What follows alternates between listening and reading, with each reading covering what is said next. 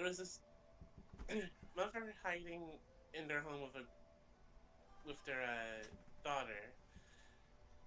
Unfortunately, they forgot what day it was, so they left the kitchen uh, blinds open. They were also in the kitchen when the full moon rose. The next thing we see the mom, oh boy, yeah, we don't see the daughter afterwards either. By the way, Oh boy. So mind if I show you a little something real quick? In Woody's. chat, I posted a picture from a Gundam manga. If you're familiar with the Wing Zero Endless Waltz version, this is the Wing Gundam Seraphim, the mass-produced version of that machine.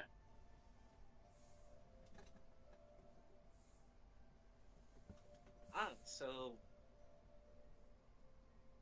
wait, I was about to say the wrong word. Oops, never mind me.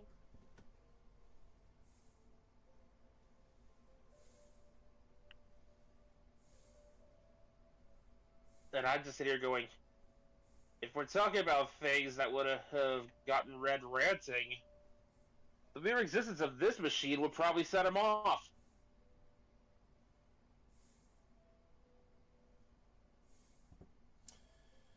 I also remember, Mekumon, you showed me a bunch of other units made based off the original 5. Made off of the various Gundams from the end of the Eve Wars. And my response was the B Squad. The B stands for bootleg. Oh my god. Because the Order of the Zodiac, otherwise Oz, and the Romefeller Foundation managed to collect enough data on the various Gundams throughout Gundam Wing to develop their own mass-produced versions. I will only be using their names at the moment because I might have accidentally deleted the images, but we have Gundam Derringer Arms, or Derringer, I'm not quite sure. We have Gundam Death Scythe Guilty, Tianlong Gundam, and Gundam Sandleon.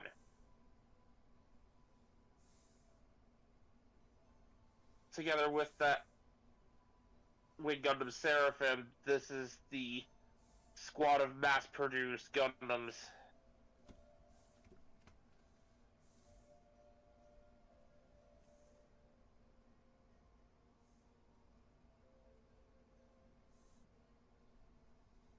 Ah, here they are. Derringer Arms, Death Scythe Guilty, Tianlong Gundam, Sanleon.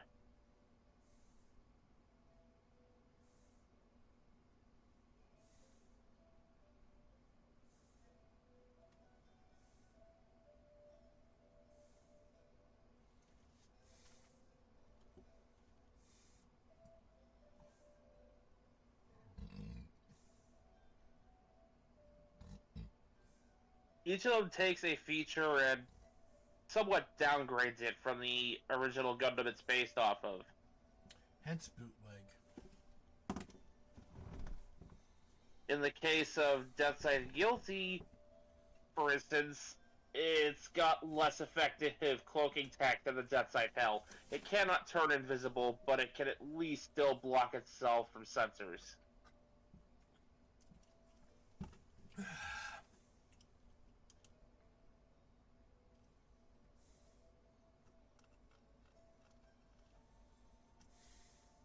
This is the opposite in the case of the Wing Seraphim. Wing Gundam Seraphim got an improved Zero system. Improved, in air quotes. And on that note, hello, Internet! Welcome back to the stream. Vegas Bear here as always, with Nikamon and Taro. Hi! You may be wondering, why does the audio sound different? That's because these headphones don't work in the way they were intended. The mic doesn't work. So I'm using the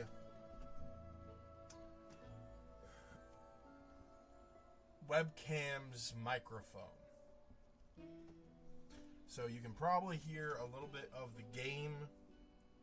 You can probably hear my fan, and you can probably hear a bunch of other shit. It's just an unfortunate event that we have to endure. Yep.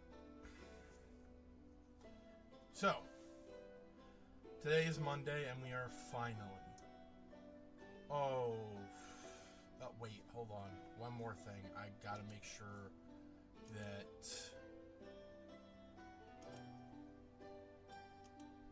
I gotta go to my Twitch channel and make sure it doesn't say modded.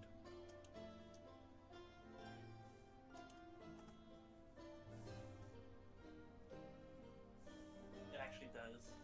God damn it. While he's doing that, to sum up how they changed the zero system, what's worse than a probability engine that drives you insane? A probability engine that drives you insane while also advocating for the extinction of the human race as a solution to all conflict. Is this fucking AM? What the hell? Did Vengex fire somehow get into a Gundam? The only thing that makes this zero system an improvement over the original is the fact that you can turn it off. Alright, so we are finally back to Shadow of the Colossus. And if the title is any indication, we only got 5 fuckers left! Hey yo, let's go! What's my charge at? My charge is good. I'm not kidding, by the way. The only thing that can be considered an improvement is the fact that they built in an off switch.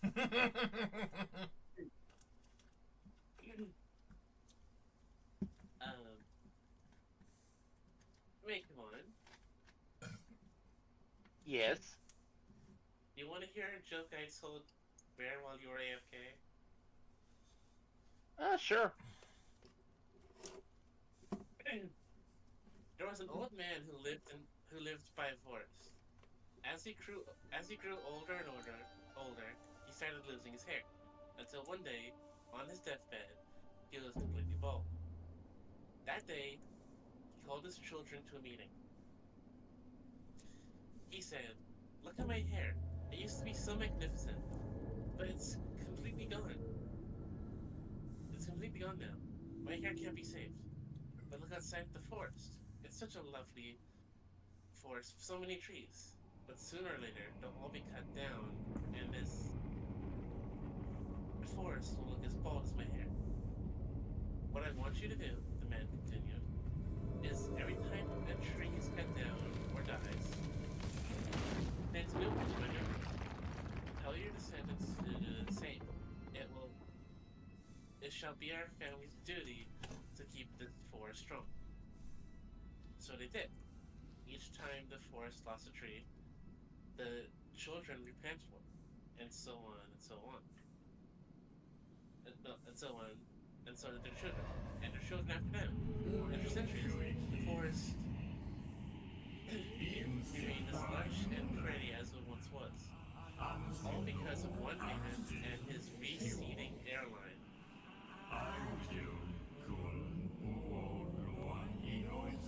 Excuse me while I reboot my brain. I think I just blue screen.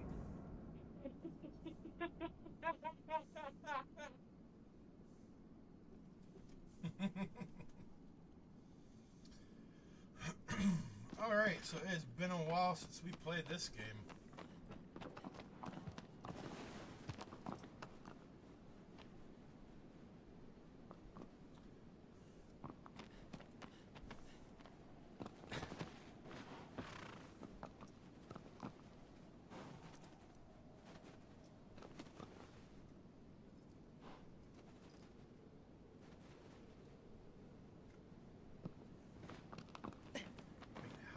It was so freaking pretty. How do I make the horse go? There we go. How do they make the horse go? You can quote that, by the way. Oh, you're the horse? Yes.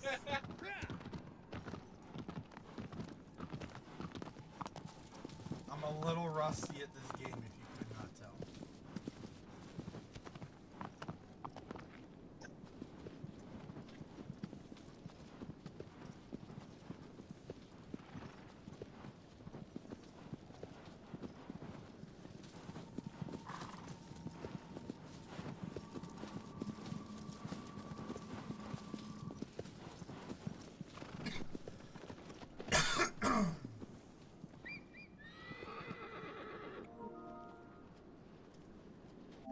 Man.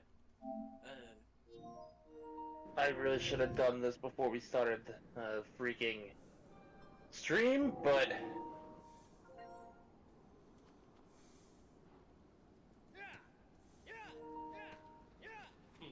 there we go. Oh god, you're coming around my microphone. Muted. My microphone Sorry is about that. muted. Oh. I was already on my way to do that, Taro. No. If you hold it down, you can mute the audio as well as the audio coming out as well as going in. My TV's already muted. You don't have to worry about that.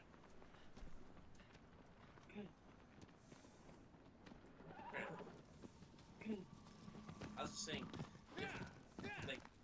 if you hold it down for a second longer than muting yourself on controller, then you would mute the audio as well.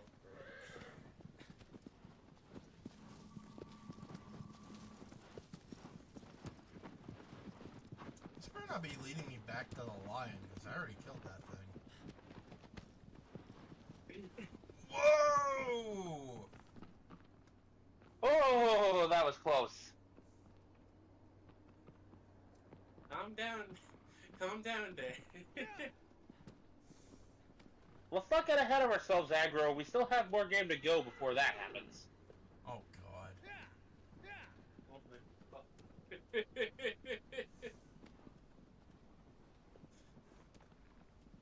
I thought I was bad. And the sad thing is, Fuck.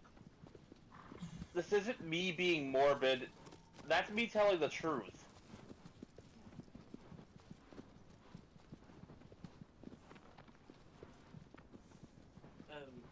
Yeah, to continue our conversation from earlier. In all honesty, outcome can go well.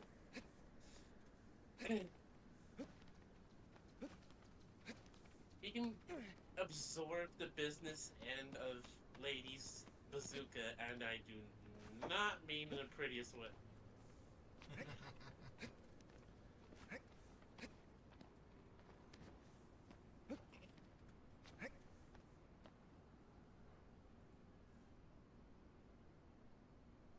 I do like in Devil May Cry 5,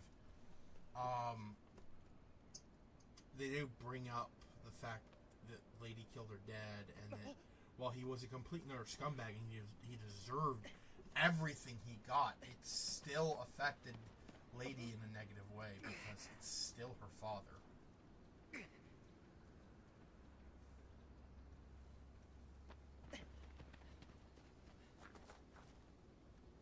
So, I found this in my Facebook feed once, but, the DMC anime that they've got going on,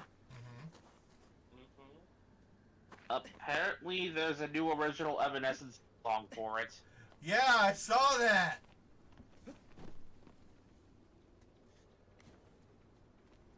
They've replied to the quote. They've said, "You hit the carrot button."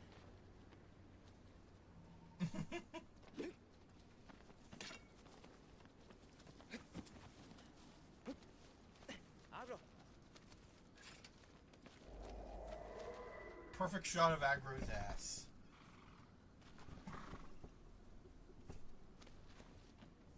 Ah!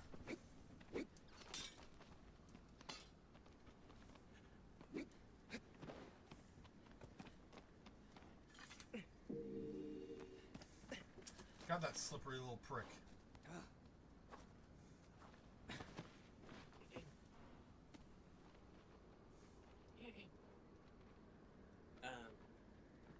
You were saying Megalon, or is that it? About the Evanescence thing, that was it. This anime comes out in 2 days, and I am excited. I know, I'm excited too. Oh. Actually. Oh, right.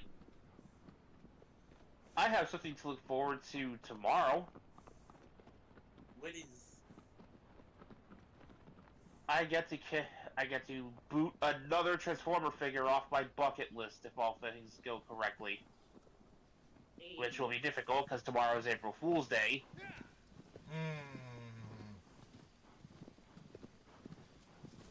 That figure is the Japanese release of Transmetal Megatron.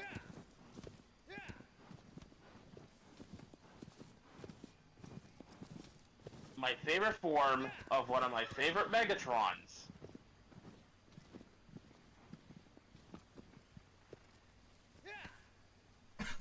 Whom is also one of the most successful and terrifying Megatrons in the Transformers multiverse.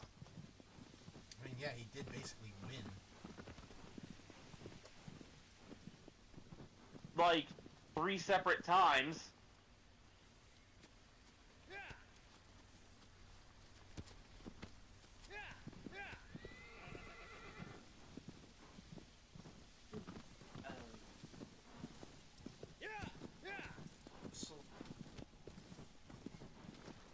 So I recently started watching this show called Mr. Midnight, Beware of the Monsters, or Beware the Monsters.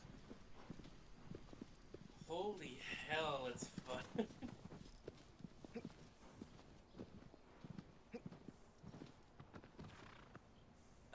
Basically, just imagine you and like 3 of your friends walk into a convenience store. There's no one there. And you're wondering where the hell is everyone. You walk around for a bit before you realize, wait a minute, shouldn't the door be right here?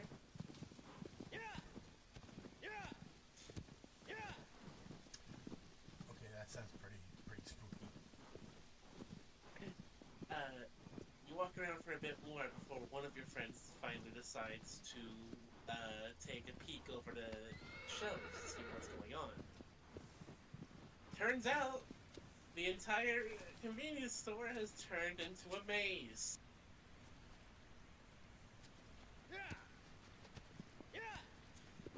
And you're not alone in this maze, however.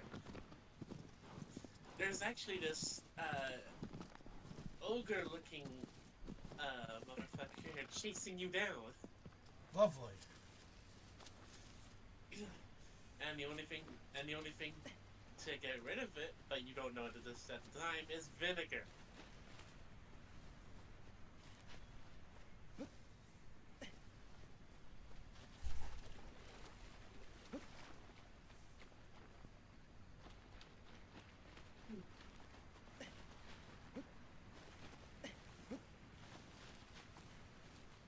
That was episode 1, by the way.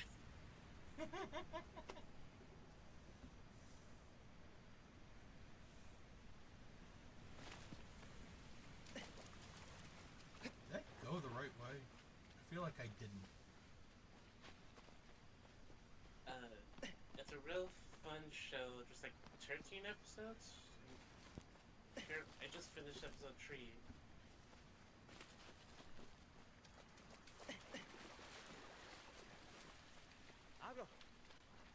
Pretty. You see it? Just a compliment to the game. Um, I do have some other stuff to mention on the Transformers front, if people will indulge me. go on. Blackheiser's become the most successful HasLab in history, outselling even the previous record holder, Galactus. People really want Leo Kaiser.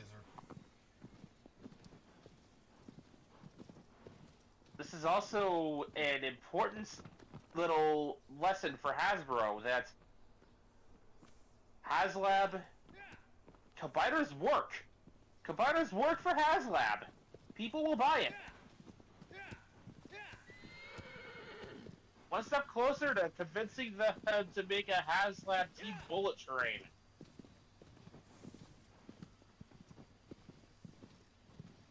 Though if they do try to make them in scale with the rest of the figures, those bots are gonna be heckin' huge.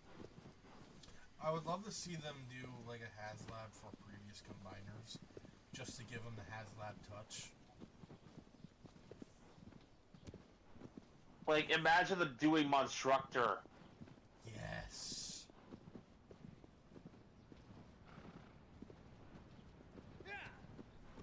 The stretch goals for a lot of the potential combiners would be a bit of an issue, but I'm sure you can think of something. Well, okay, so in the case of like if they do say HasLab Superion, new aerial bots. I mean, we've already got Alpha Bravo from Combiner Wars. He can be brought back, and then just has added a few other guys. Like comic characters.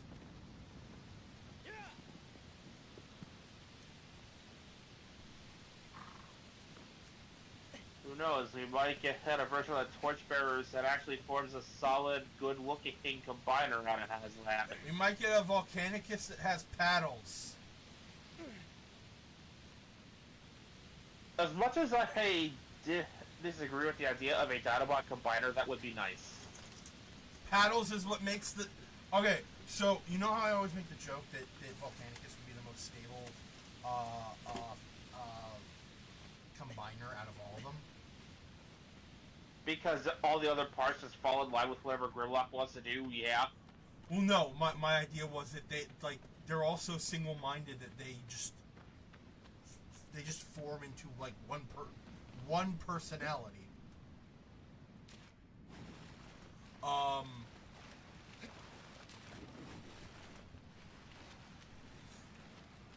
No, the reason why the personality is so stable, fucking paddles.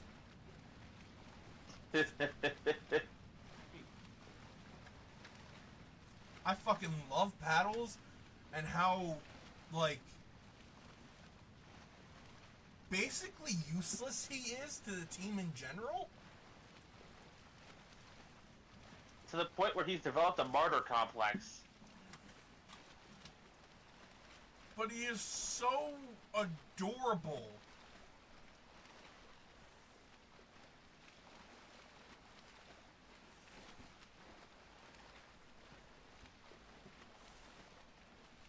Wheeljack and Ratchet are proud of him all the same.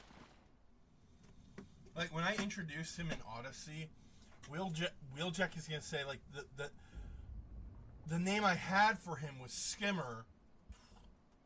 Or rather, he's gonna say this one's name is Skimmer, and then Paddles just screams out, "I'm Paddles!"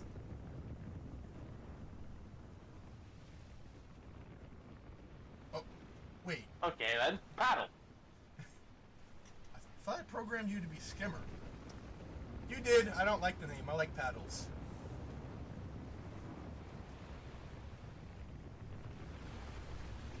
It's like, okay.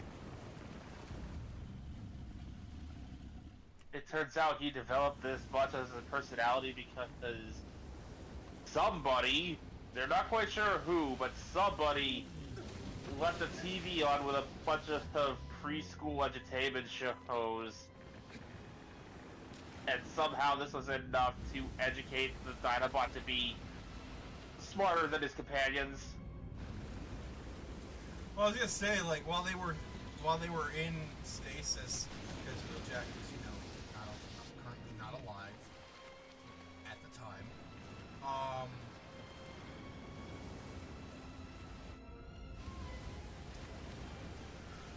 The three Dinobots, the three new Dinobots, while in stasis, developed their own personalities. Slash is basically just a smaller Grimlock. Grimlock even considers Slash his daughter. know. Or little sister. Depends on the day. Yeah, or little sister. Especially considering the Dinobots don't necessarily understand the concept of family yet. Grimlock might just not know the difference between the terms. Yeah. Scar is probably the more... probably the more... Scar basically just decided to be Prime Ratchet. He is kind of a dick. He's old, like... he's the team medic of a team of psychopaths, essentially.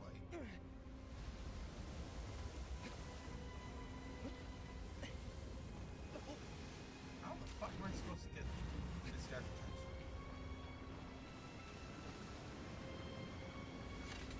Seems you had it well enough when you were swimming near him.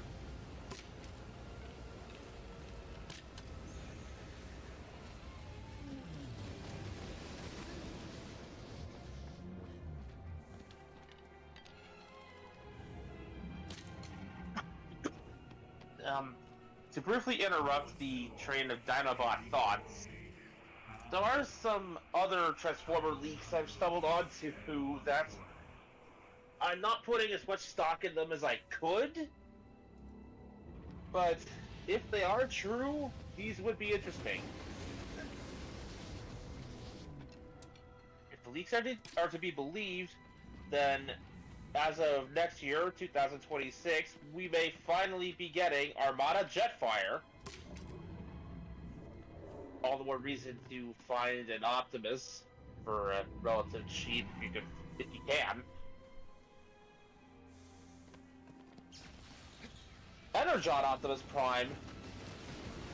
Cybertron / Galaxy Force Optimus Prime. And to be his companion, Leo Breaker.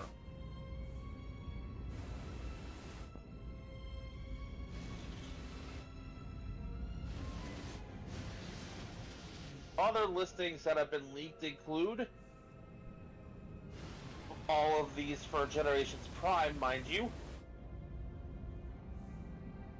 Quintus Prime, Sure Shot, Blast Off, Deluxe Quick Strike, Smokescreen, Power Glide, Swerve, Animated Ratchet,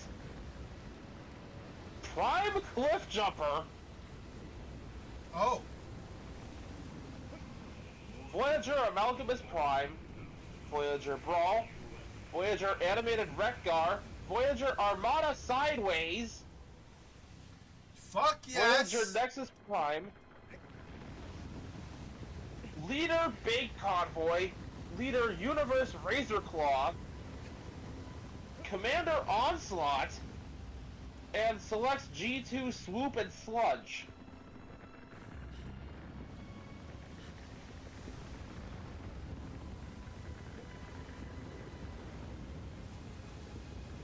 Again, I'm trying not to take too much stock in these because leaks have been known to be wrong in the past. But if these are accurate, then I swear Hasbro's after my wallet in particular.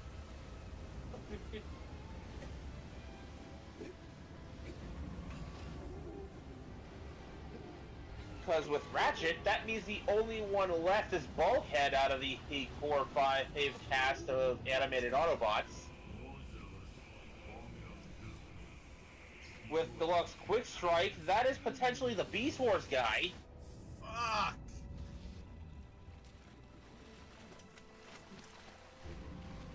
Almost... Which means... Damn it. Which means another step closer to the completion of a modern Beast Wars cast.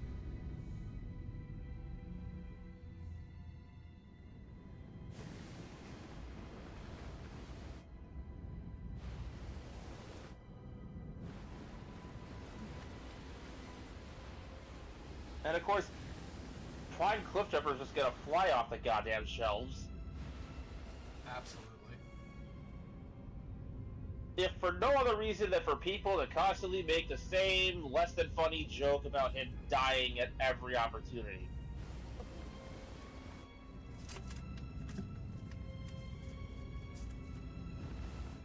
Stubbs' toe dies.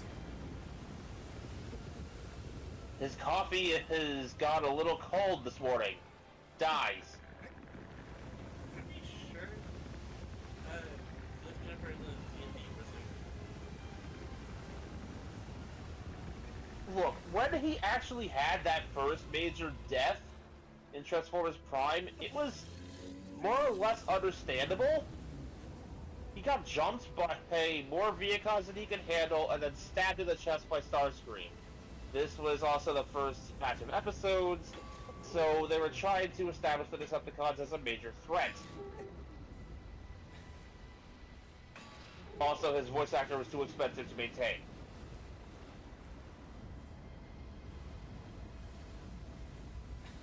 I mean, we should have known something was up when they got The Rock, of all people, to voice Cliffjumper.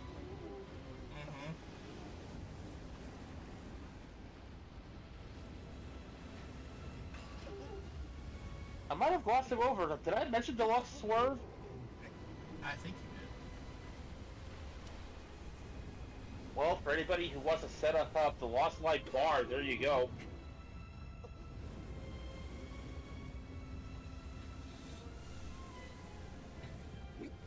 Now, the one that's actually got me curious is Deluxe Smokescreen. Because I can think of 3 different Deluxe Smokescreens that could be.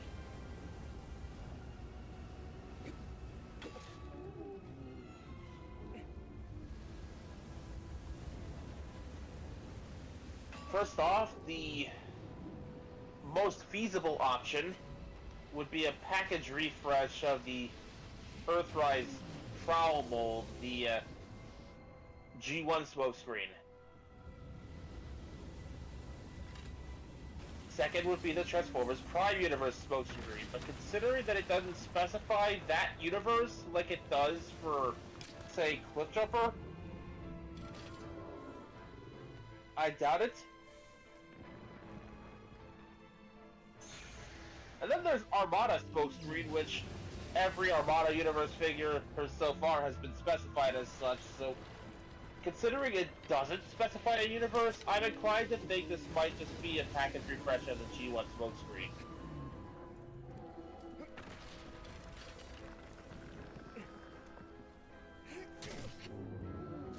Otherwise known as the guy who had to gamble his comrades' freedom and ultimately lost them all on a bet. And also died.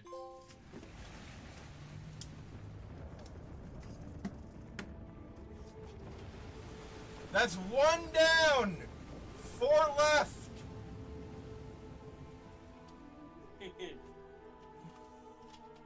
One I am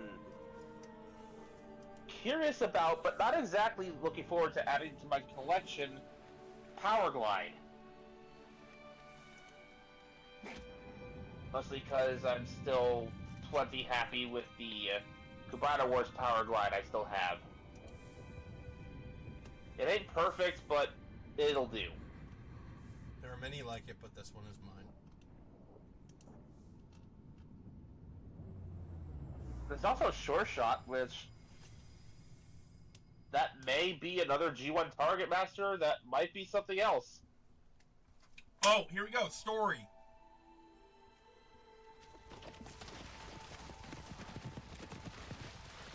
"12 Colossi in."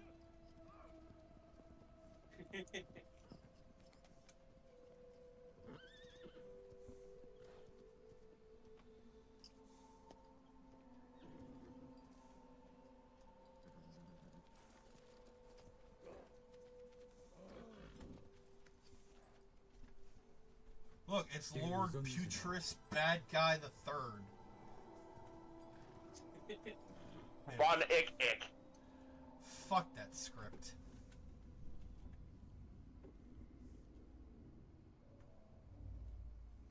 Seriously. Like, if you, viewers, if you were not here for when that glorious rant. if you weren't here for when I looked over the live action script, or the script for the live action Shadow of the Colossus movie, basically the people writing this movie had no fucking clue what they were doing.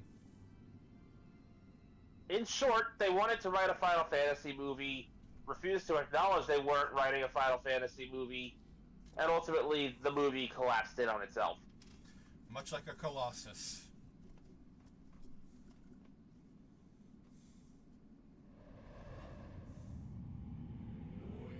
Returning us to the Voyagers here, I'm interested to see what they do with Amalgamus Prime. His whole shtick is having infinite alt modes, because he is always changing into something else. They just turn him into a fidget toy. I mean, that would be ideal, but... I mean, technically Transformers are fidget toys, but you know what I mean.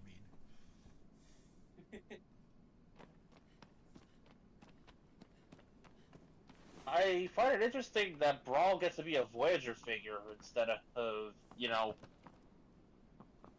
a deluxe class like the rest of his team.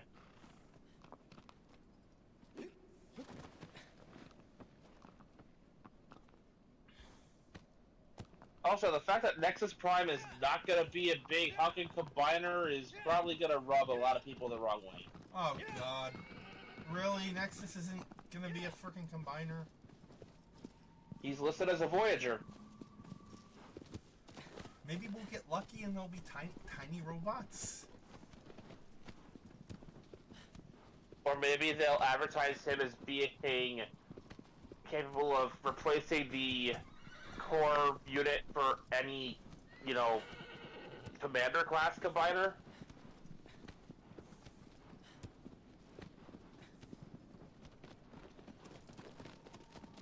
At the most stretched, thin, hopeful possible outcome.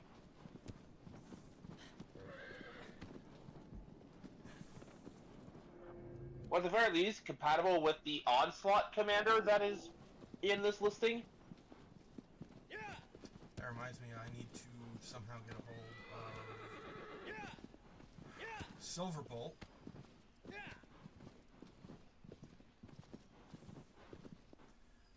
I missed out on Menasor. I will not miss out on Superion. And now for the weird and the especially interesting. First off, Universe 2003 love. Oh? The Razor Claw in this particular context is the Universe 2003 version, which was a recolor of Tigerhawk. I also never got Tigerhawk. In the context of the universe, Tigerhawk had been captured from another universe and forcibly reprogrammed. Basically went insane. Turned into this big damn warlord.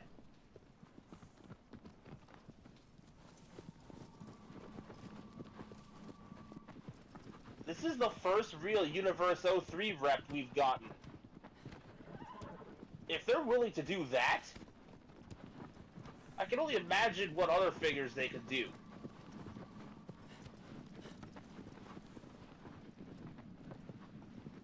Because, forgive me for being extremely hopeful, but the Hazard team even acknowledged that one of the weaknesses of doing Omega Prime is, well, Omega Prime has the most repaint potential of any HasLab we've seen yet, including Lio Kaiser.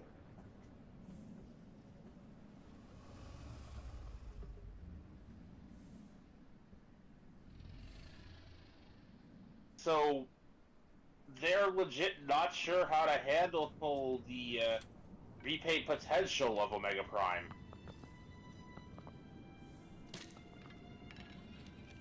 Because right off the bat,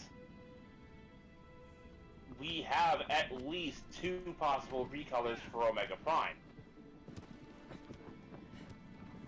those being the Lucky Draw Black repaints, and the Universe 03 decos.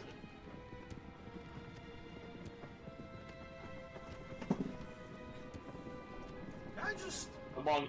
Sorry, can I just say how fucking beautifully massive this Colossi is? Oh no, it's absolutely gorgeous in its own bizarre way. In its own bizarre, disgusting way. It has air sacs that I have to shoot, mind you.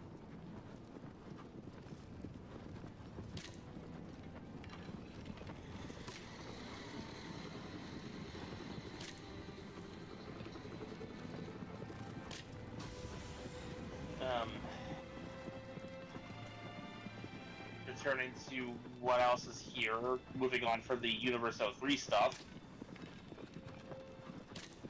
There's animated Rekgar in the Voyager scale. Yeah! I can already see people deliberately keeping one in box to have it signed by Weird Al.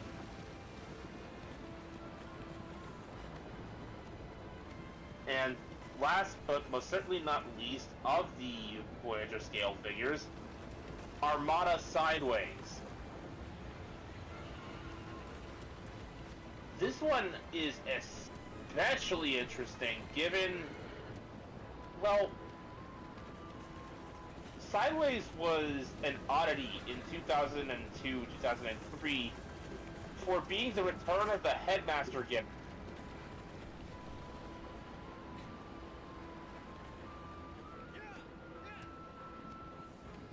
With his two mini-cons, you could turn either of which into a head for the main figure.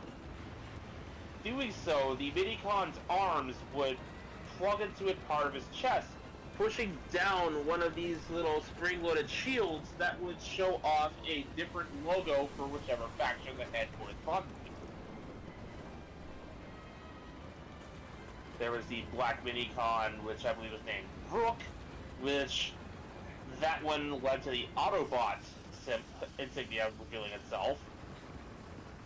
And the gray/silver mini-con Crosswise, which revealed the Decepticon logo.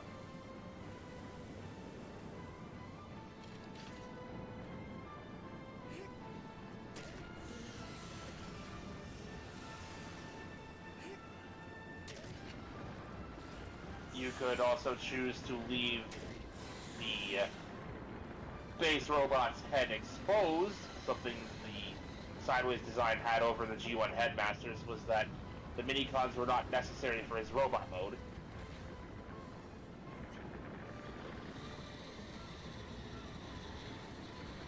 You could leave Sideways' actual head exposed, and in turn either plug the mini-cons into his arms to fire his spring-loaded missiles, or leave the mini-cons combined together as the motorcycle rider for his alt mode. Which, while there was no official English name given, the fans have taken to calling it Mirror.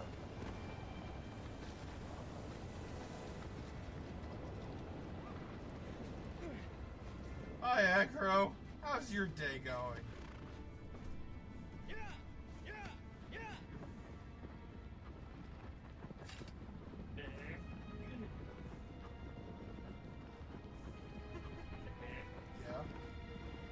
He said that in such a way that I thought I forgot I was watching the screen.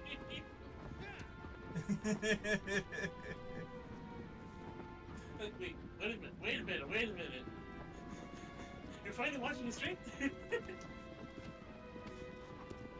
Last, and most certainly not least, out of these listings, for anybody who went out of their way to get Commander Magnaboss, not Magnaboss, Magmatron.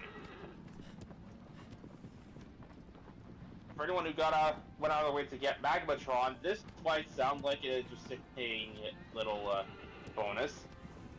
Leader Class Big Convoy.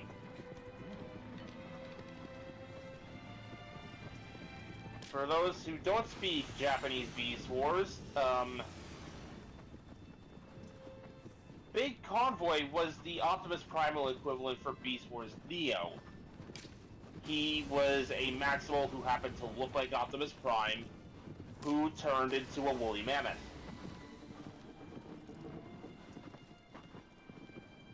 The figure that deco would not be released in the United States, but it would be released under a different color scheme as the first real mass retail Nemesis Prime outside of Armada.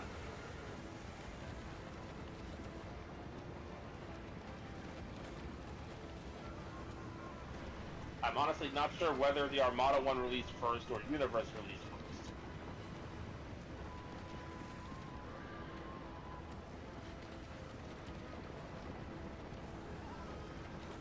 But either way, Maximal Commander Big Convoy was the one robot army, referred to as such in Universe, who made it his life's mission to be a thorn in Magmatron's side.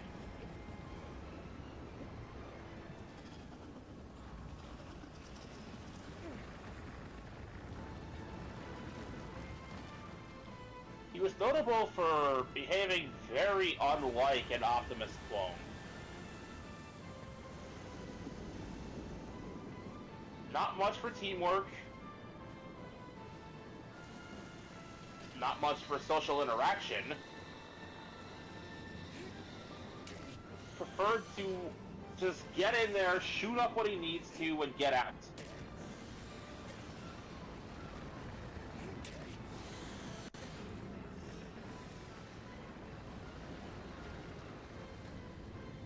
And his primary claim to fame, weapon-wise, was a BFG.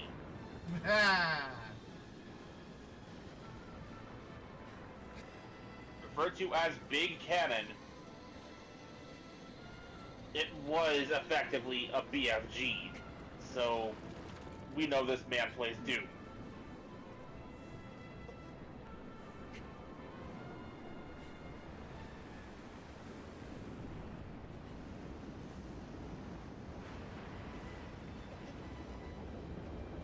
Go again.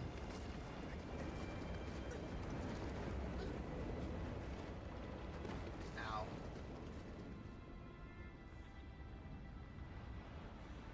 So, spoiler alert for an anime from the 90s, but when Unicron makes his return, possessing the body of Beast Wars' second Galvatron to do so,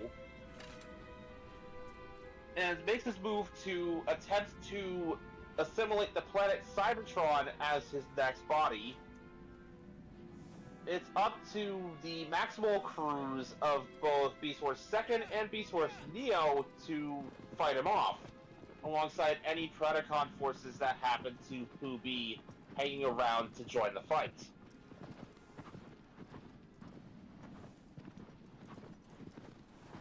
And the way Big Convoy finishes Unicron off is probably one of the most metal things I've ever seen in Transformers.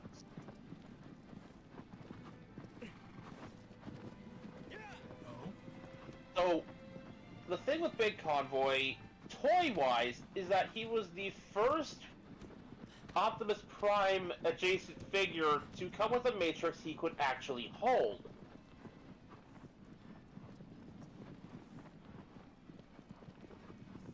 In the context of Beast Wars, this was an Energon Matrix, a mass-produced copy of the original Matrix of Leadership.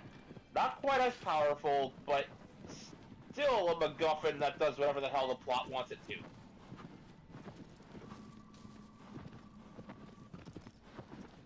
In order to defeat Unicron, Big Convoy rips the Energon Matrix out of his chest, plugs the thing into his cannon, which transforms it into a very familiar weapon if you've watched, you know, the end of Transformers Cybertron and saw Primus wielding this very same cannon. Oh, fuck!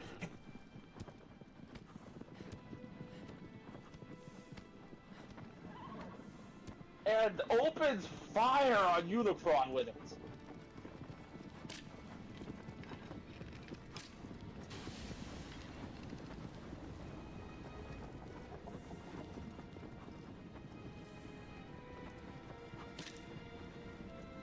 Big Convoy was also one of the most notorious shell formers in all Transformers, where it was actually feasible to rip all of the beast mode cable off of him and assemble the mammoth standing next to it.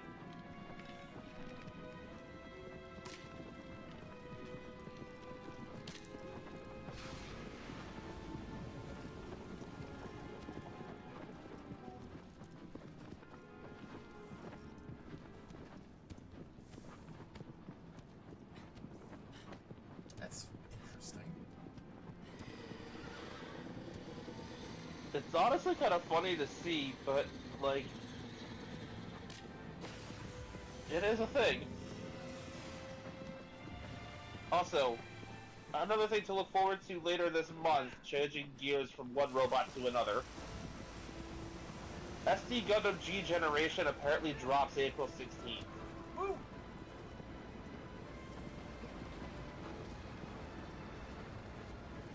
SD Gundam G Generation Eternal is a mobile game that plays like a simplified version of Super Robot Wars and is exclusively limited to Gundam series.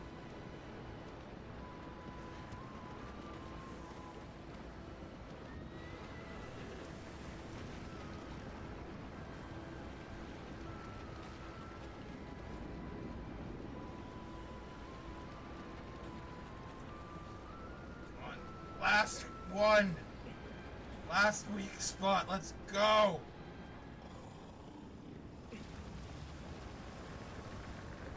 Huh.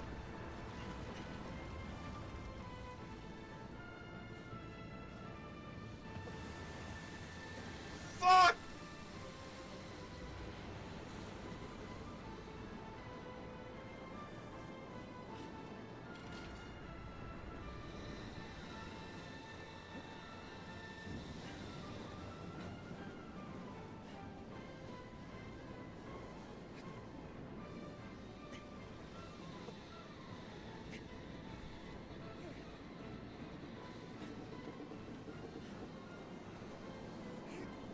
Ugh. One more.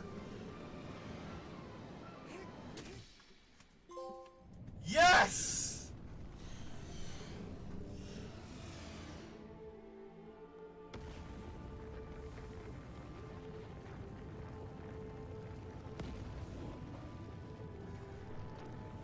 Fuck yeah.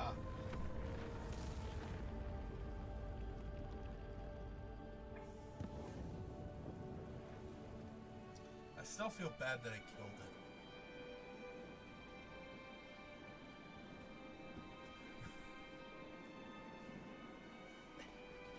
So, yeah, a lot of things for mecha fans to be happy for this month, or this coming month. Mm-hmm.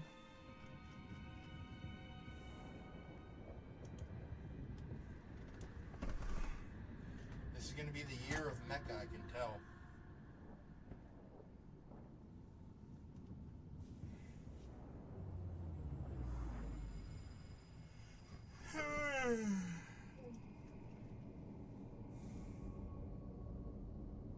From Gundam Mobile Suit posting, before her, I completely move on. An obvious bait post, but which could end up sparking a reasonable discussion if people aren't assholes about it.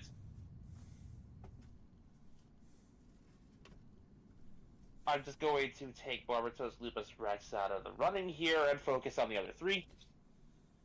You have the Unicorn Gundam in Awakened mode, so Green Psycho Frame, the Turn A Gundam, and the Elst 00 Quanta.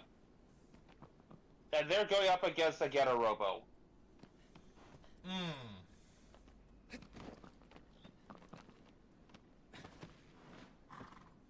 Does it say what Getter Robo specifically? No. Oh, well, shit.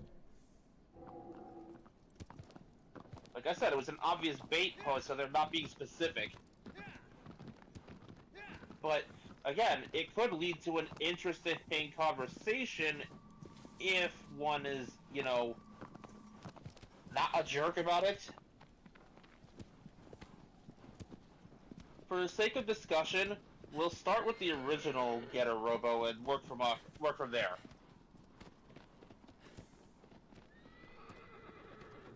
Alright.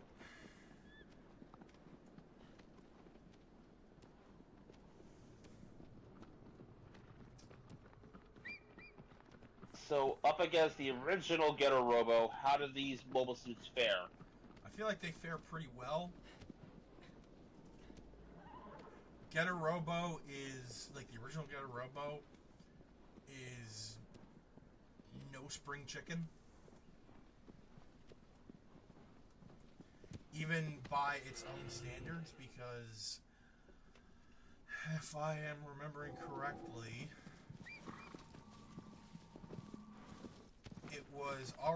the Getter Robo was already being built long before the Dinosaur Empire showed up.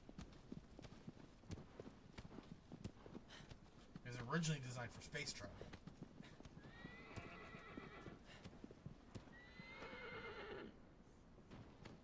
But due to the events due the events of Getter Robo, it had to be fitted for combat. Now, more than likely, they probably upgraded it so it wouldn't, fall apart. But still, compared to the technology of the Unicorn, the Turn A, and 00. The L's Quanta. So this is the 00 Quanta after being assimilated by living metal alien shapeshifters and effectively evolving past anything Gundam has seen before. Right. Okay, so yeah, they'd easily take out the original Getter Robo.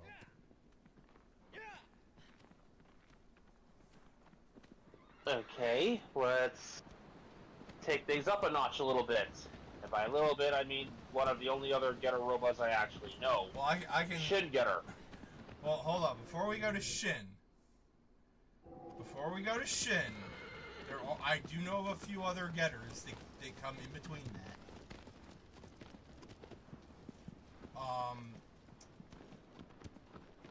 Getter Robo G would probably stand a better chance because this one is designed specifically for combat. It's an upgrade. It's in every sense of the word, it's an upgrade to the original Getter, and it can stand a whole heck of a lot more than the original could. Although, Fair enough. If the Unicorn doesn't do any of its space magic, I think it could take out the Unicorn. You're asking a fish to not breathe water. Maybe the L's Quanta.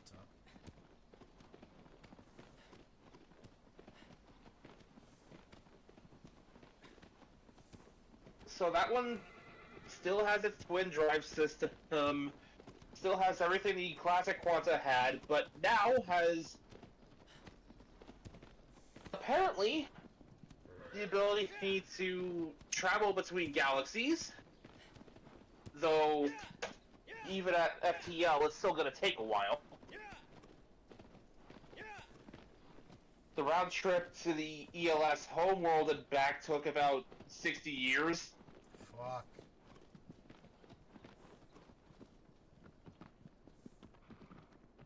And it was only the L's Quanta on the return trip.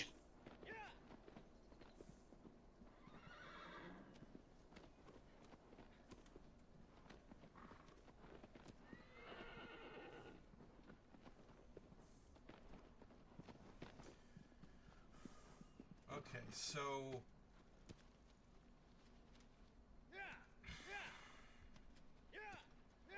I mean, you've seen what Shin Getter Dragon can do. Like the one in 30. Yeah, and that thing was a monster. So basically, imagine a less powerful version of that.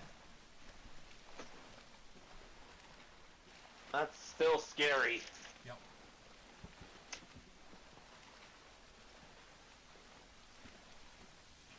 Now, the next one, Get a Robo Go, loses against all three. Well, first off, wasn't Get a Robo Go the only one to not be powered by Get a Rays to begin with? Yep. It was powered by... Hooray! I remembered something! It was powered by plasma energy because the creator of Get a Robo Go,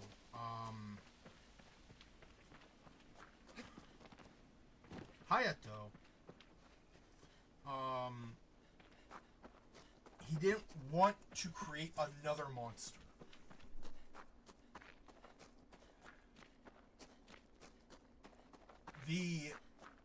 Understandable, considering what we know these things are capable of when fully unleashed. Well, yes, but also because in the manga proper, Shin Getter Robo was made first.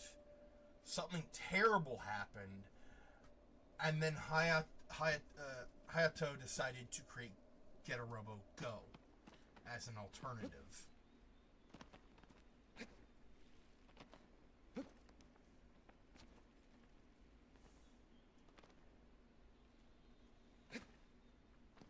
So, Get a Robo Go wouldn't stand a chance simply because it is designed, like, it's not designed to be weaker, mind you, but it's the way it's designed.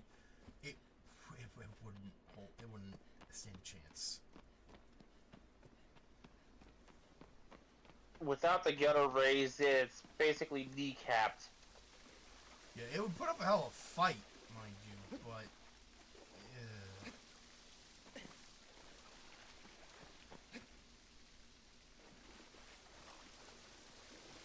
In the end, a losing battle is still a losing battle. Mm-hmm. And then we have Shin Getter Robo.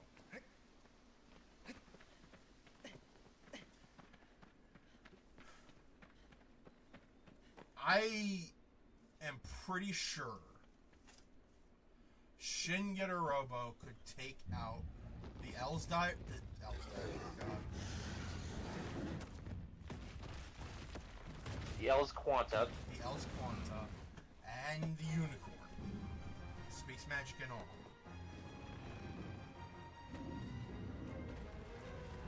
I noticed that every time you mention any of the Gundams losing, you've conspicuously left a certain mustachioed monster out of the equation. Yeah, because it's because of the butterfly. It kind of doesn't even need the butterfly when you have one of the other abilities that it gets at like max potential.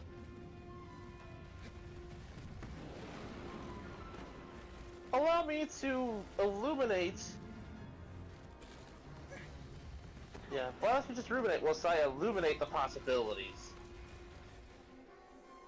I'm not gonna start bouncing off friend like me. At its full potential, the Turn-A Gundam can teleport itself, its weapons, and the shots its weapons fire.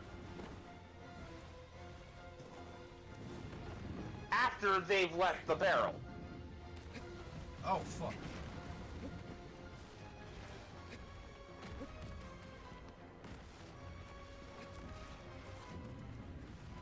So, at its max potential with a competent pilot, the Turn-A becomes incapable of missing, because it could deliberately fire in a direction not towards you and still hit you.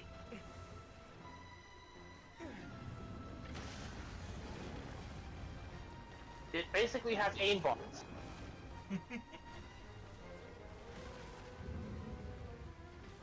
Unlike the Strike Freedom, however, this is a conscious effort to use. As you still kind of have to manually aim. It's just more like an auto hit.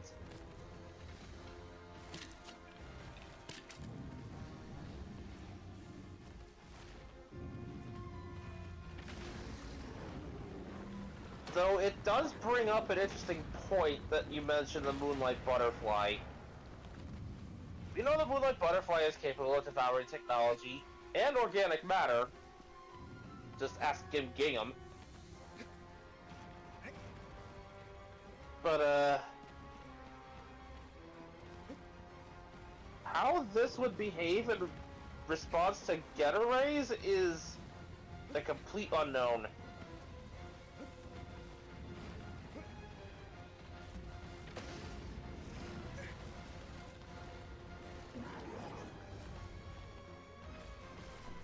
That is true.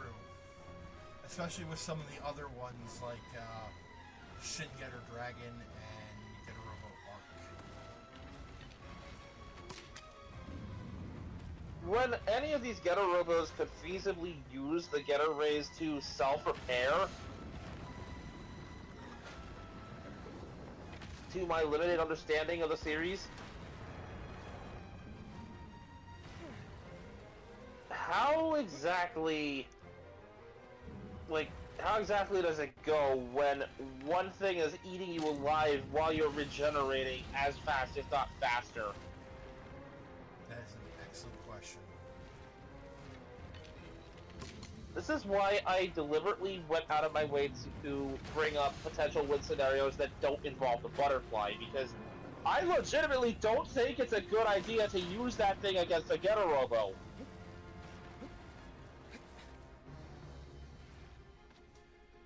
So, basically, my stance is the higher, like the further on you go in the timeline of Getter Robo, the better the chances are that these Gundams will lose.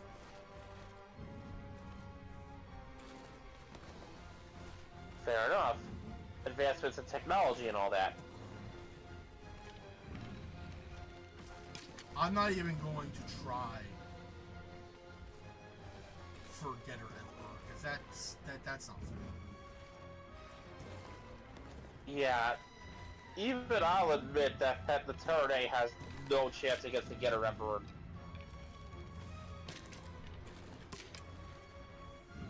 He would put up a hell of a fight, but it would still lose.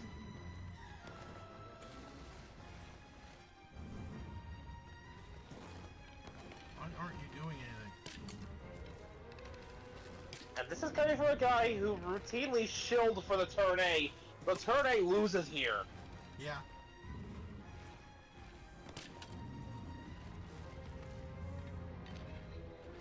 All roads lead to Getter Emperor. Like there's no stopping it. I am inevitable.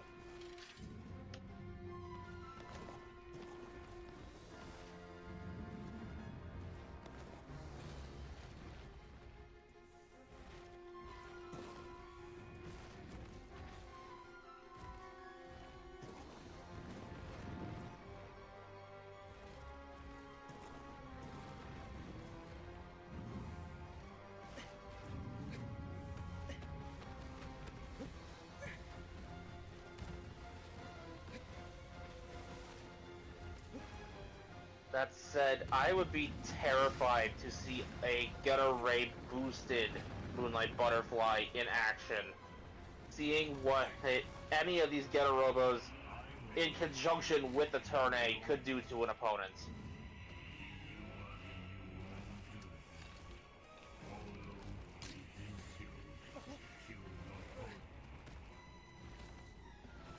Yeah, that'd be... That is some borderline Devil Gundam shit right there. Yep. You're being healed and killed at the same time.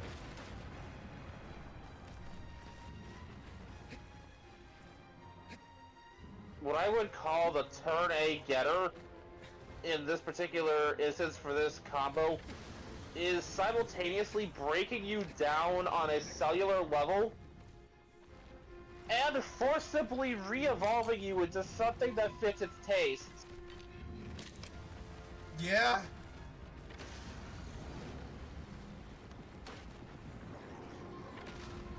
It is literally taking you apart and putting you back together again.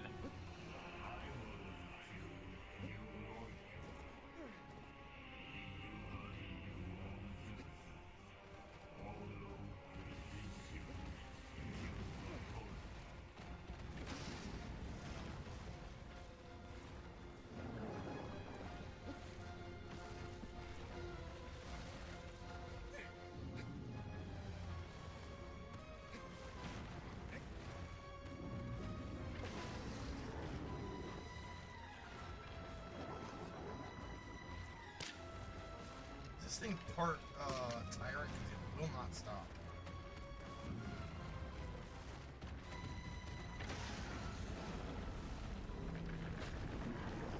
I mean, you did piss it off.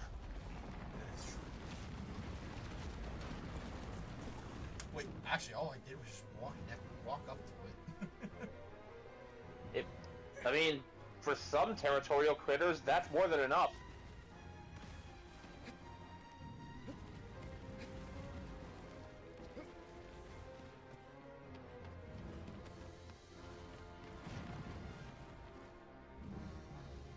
Where the hell did it go?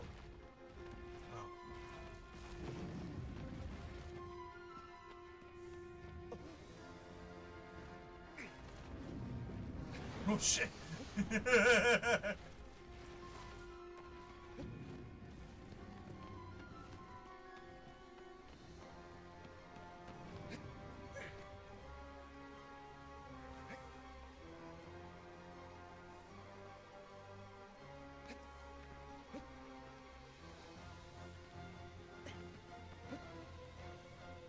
So here's a significantly closer matchup that could be a more interesting discussion.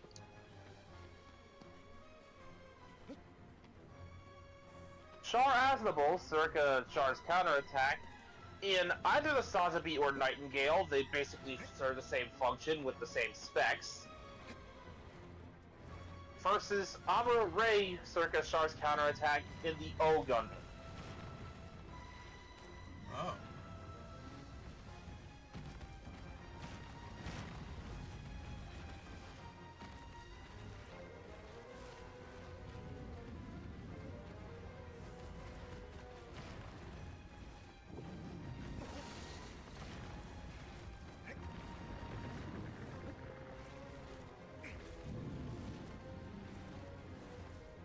Question. For my take on things, GM Drive aside, the O Gundam is less advanced than the new Gundam, so while Amuro would still be more than capable of keeping up, it would be a difficult battle to win, to say the least.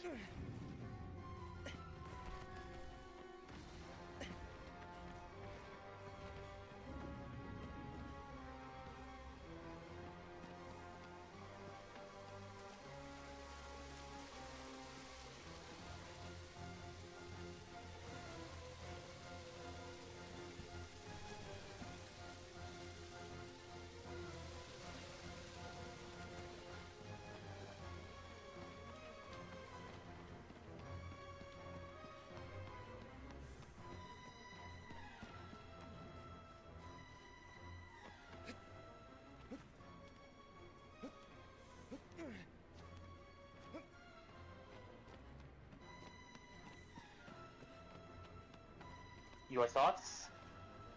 I don't know. I legitimately don't know. I do have other potential versus options if you want to take a look at those. Okay. Is Taro still here? Yeah. Okay, you were quiet, my friend. I mean, to be fair, I was, like, chatting up a storm. I didn't know what. I I didn't know how to enter the conversation. I found out how to take care of the lion. Ouch. Just stab it in the belly.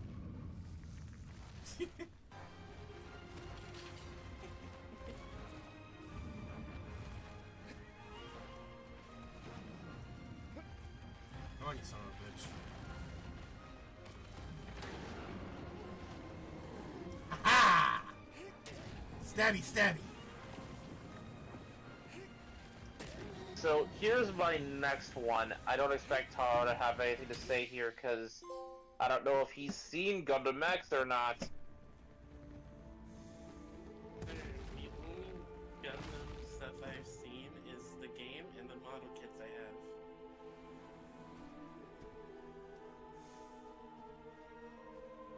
have. So I'm putting Char from the 1 Year War in.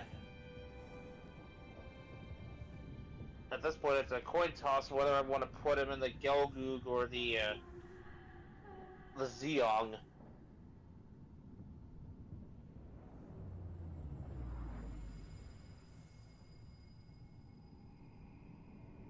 Let's say the Gelgoog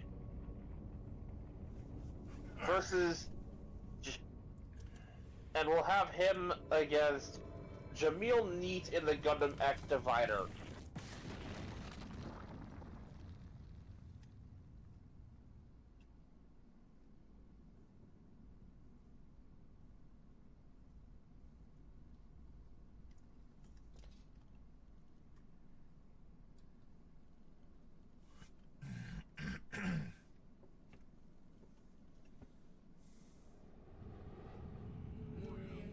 We've got 2 Colossi left.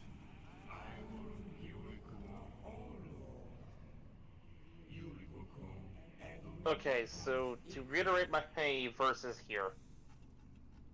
Jamil Neat in the X Divider versus 1 Year War Char in the Gelgoog.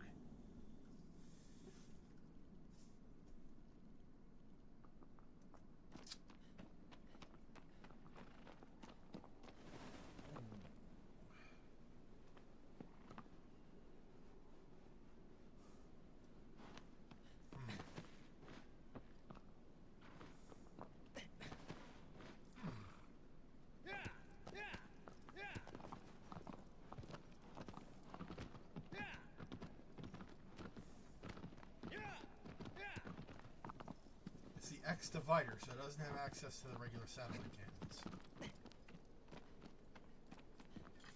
Not that it would necessarily be of a benefit in a fight against Char in the first place. Fair.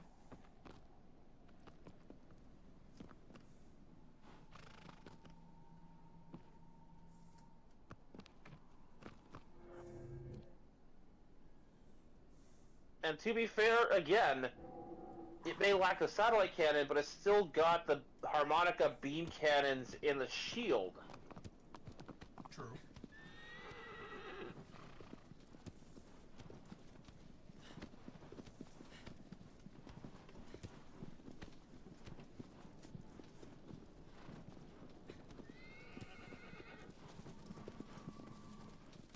Crossing the bridge yet again, my friends. We get to see the second Colossus decomposing into sand.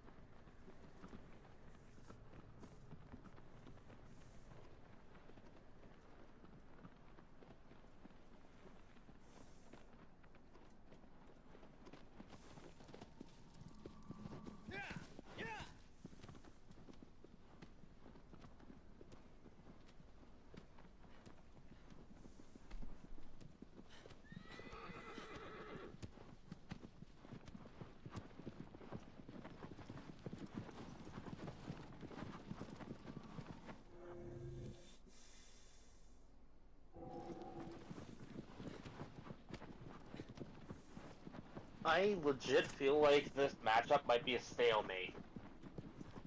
It may very well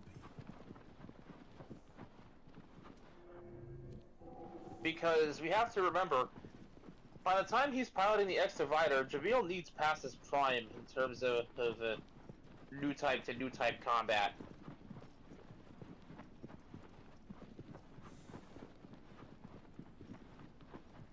Yeah. Like, the man's in his 30s by this point. In terms of, like, at the very least in his 30s, if not older. In terms of Gundam pilots, that is ancient.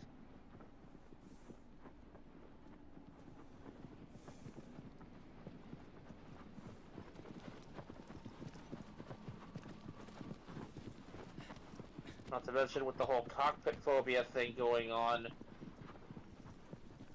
it is possible that even if we took him from the point in the series where he would have conquered that, he could relapse. Another mini shrine. Save. And then find that fucking lizard.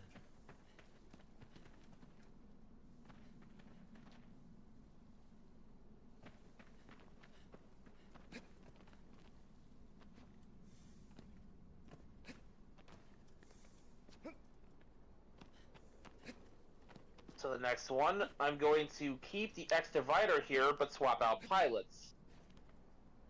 Garland Rod in the X Divider versus Zex Marquise in the Tall Geese 3. Ooh.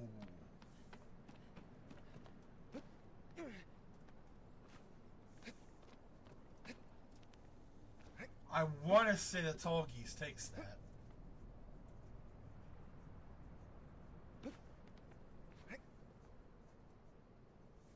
Just definitely got raw performance and, potentially Gundanium alloy on its side. Also, speed, which was its whole deal. That's largely what I meant when I referred to performance.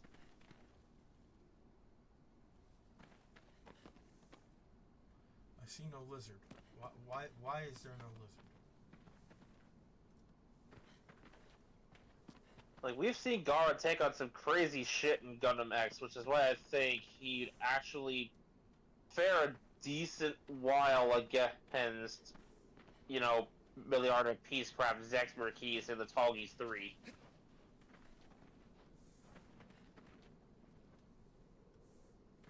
If I put him against the Epion, it'd be no contest.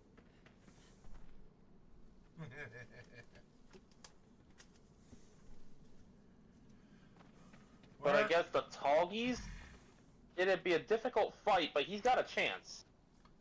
Where's the damn lizard?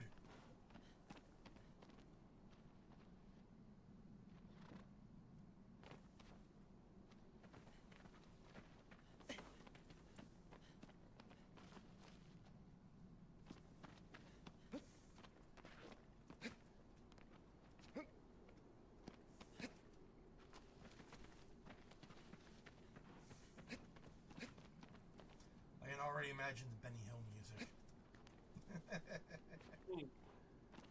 Except instead of Benny Hill, because I'm trying to find and kill a fucking lizard, it's the fight music from the original Star Trek, when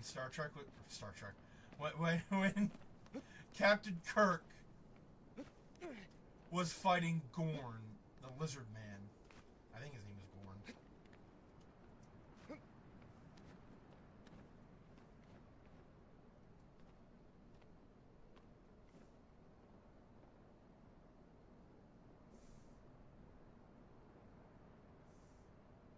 So you were imagining this?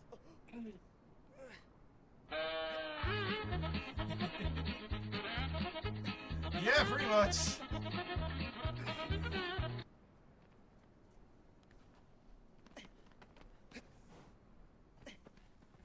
I see no lizard.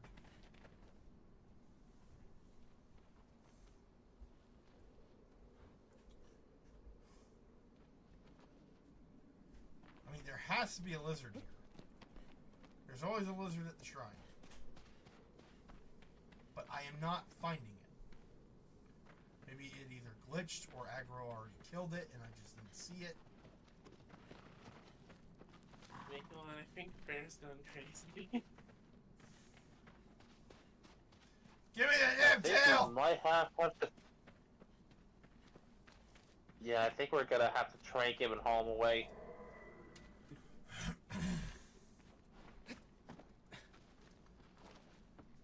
Guess I'm going on without the fucking lizard tail.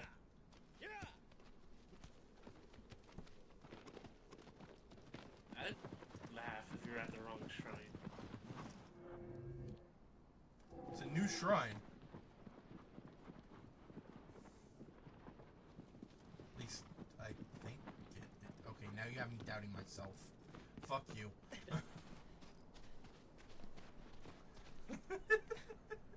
Okay, last one of these versus matchups. Lizard! I knew it! Bear You were versus at the lizard. wrong place.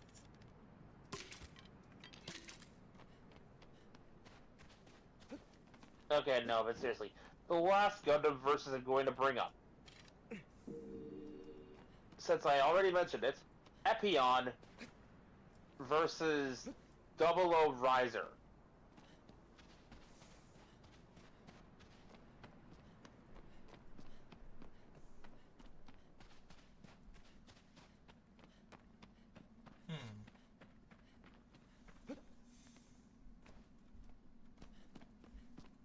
I dare not pit any machines against G Gundam stuff because that just isn't fair.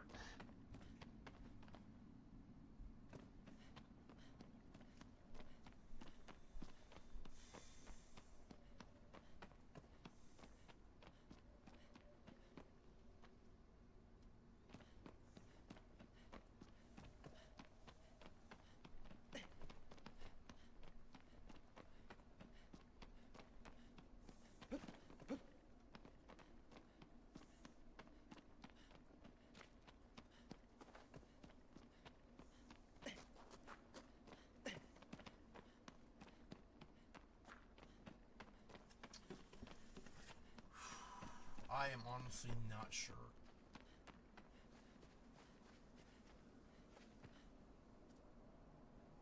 I will hold true to my word and make that the last one.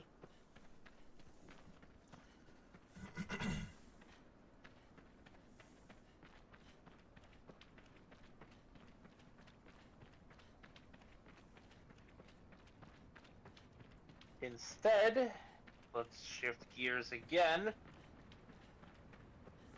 So, it is to my understanding that you wanted to include the Guyver units in Expanded Omniverse. Yes, but also that's just me being hyperfixated. You don't have to if you don't want to. Dude, the fact that I'm entertaining the possibility means that I'm open to it. Okay.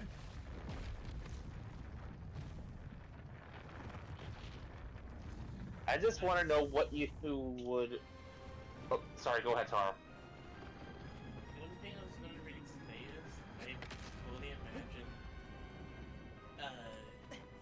if that's the case, I fully imagine that the units are only usable by humans. Say, like, my character tries to put one on and just rejects them. We honestly don't know how they react to like other species.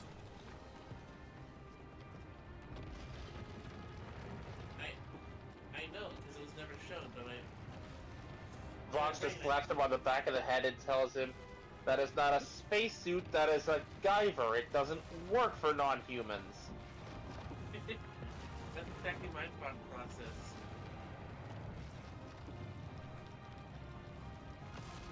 Because it was never specifically shown that it could work for non-humans. Well, non-humans that weren't, you know... I can't remember the name of them. What are Zonoids? Zonas. Non-humans that weren't zonoids, anyway.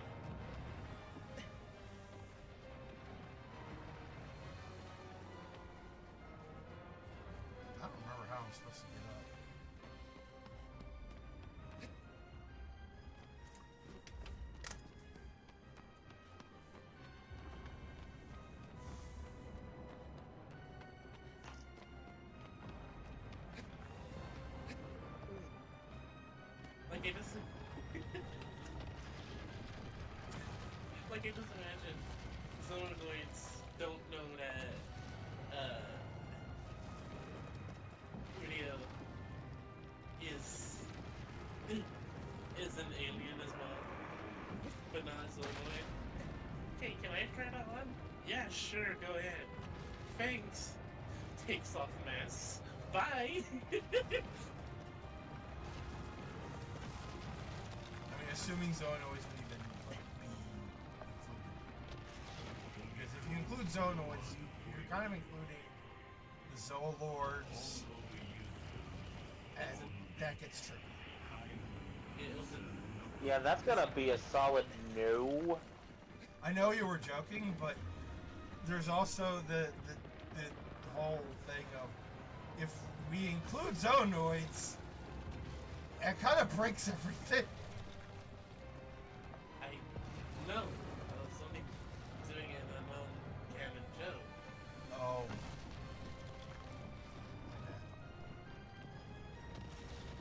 So, more to the point. In the hypothetical scenario, I do end up adding this Guyver unit. What would you have me do with this?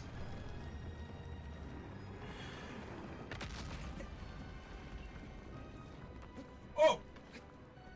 Oh! Wait, hold on. I know how to get up now. Hold on. Like, what kind of character arc do you have in mind, or story arc in general, involving this Guyver unit do you picture in your head? Well, for one, the Guyver unit is extremely powerful. Potentially on par with Omnitrix. So, if, say, Officer Cook accidentally ended up with a Guyver unit, he'd probably only ever use it in, like, a really, like one hell of an emergency. Like, say, Vilgax showing up, proving he's not dead? Yes.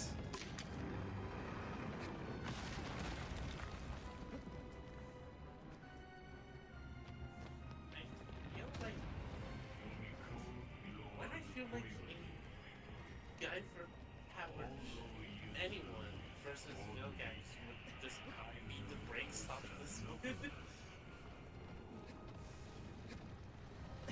Because if it were any Vilgax other than Classic, you'd be right.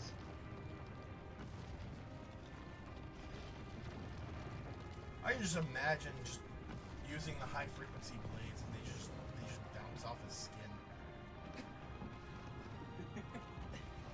Remember, Diamond Head punched him full on and broke his hands to pieces.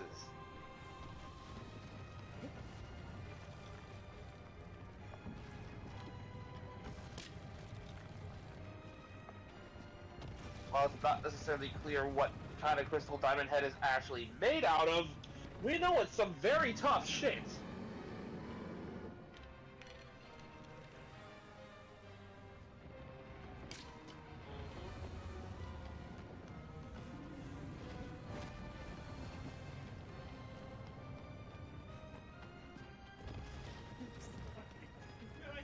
Stop imagining Guyver, any Guyver unit smacking Vilgax around like he was just some...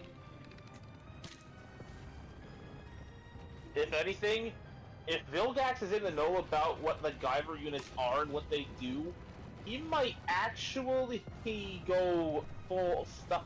Like, assuming he was holding back at all to begin with, he might stop doing so. He kind of would have to if he wanted to live. Yeah. I can Like, imagine I just him picture him. brushing off most of the attacks, but the Gravity Crusher and Mega Smasher? Yeah, no. He grabs Officer Cook in full Guyver mode by the head, and the instant he sees that thing charging, he crushes the head of the Guyver and just tosses it away. He knows that's only bought him a few minutes at most, but that's plenty to get what he came here for and leave.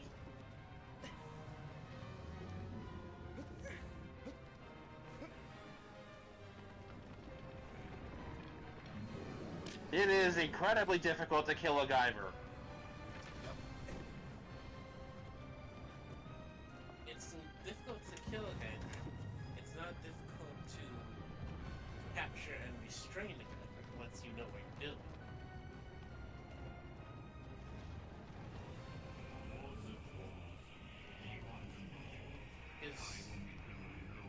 Isn't it supposed to be like if the thing in the Guyver's forehead was removed and put into a small confined box or something, they couldn't reform? They could still reform. But again, never mind. Never mind what I was saying. I don't know anything. That, again, that just buys them some time.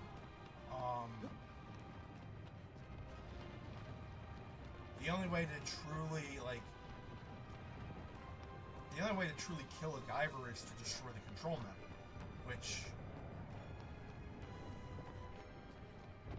I mean... Even at his strongest, I don't think Vilgax could or would do that. But eat it a couple of blocks away though if he tried. Oh, I'm certain of that. But, like, follow me on this one for a minute. Vilgax isn't here for grudges. He's not here to, you know, throw hands with any humans in particular. He's just after the Omnitrix. So, what's it matter if he ends up fighting a human Guyver and just goes, nah, you're not the one guy I actually want dead, and just goes, moderately inconvenience the Guyver, toss him aside, and then take care of his mission. Moderately inconveniences the Guyver, rips the control metal right out of his forehead. And then It would become personal for the Guyver, no doubt, but to Vilgax, that was a Tuesday.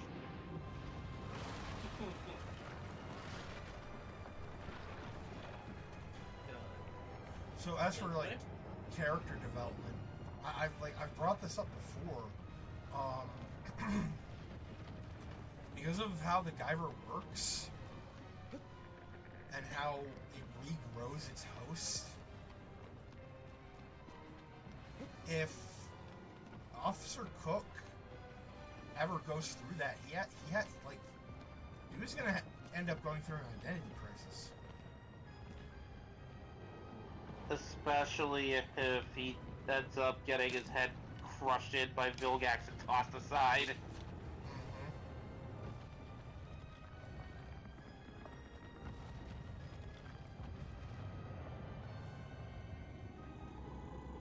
Hi, buddy.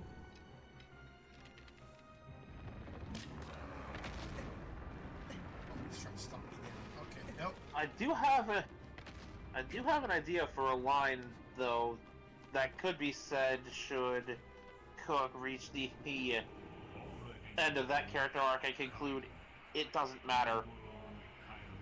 My consciousness is my own. Or at the very least, decide to set it aside for a moment for the greater good.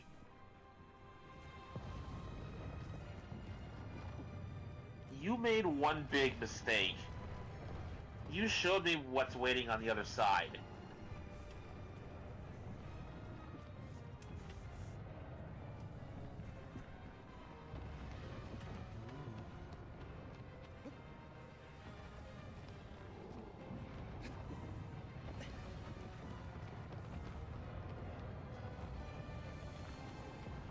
You showed me what's on the other side, now I have nothing to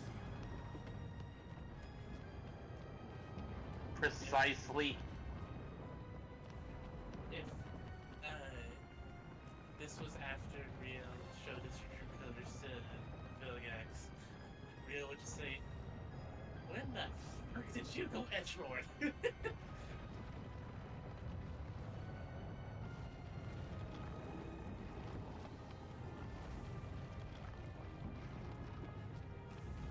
Ah! Ah! Oh god! Oh god.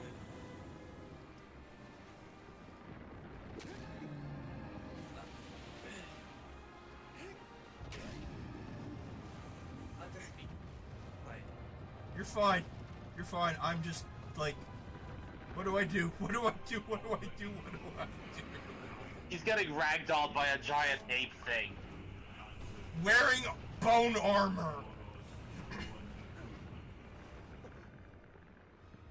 That is like the Pokemon Mega Evolution of a Sasquatch. Otherwise known as your typical Digimon evolution. Yo. I was about to say, who gave King Kong one of the many viruses from Resident Evil?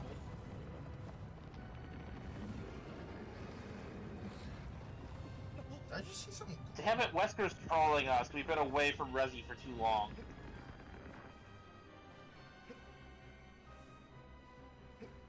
Ah! There it is. It's not a regular weak point, but I think I know what it'll do.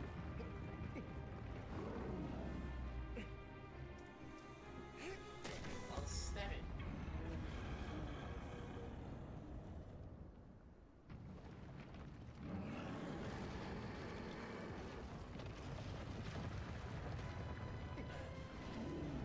Actually, there.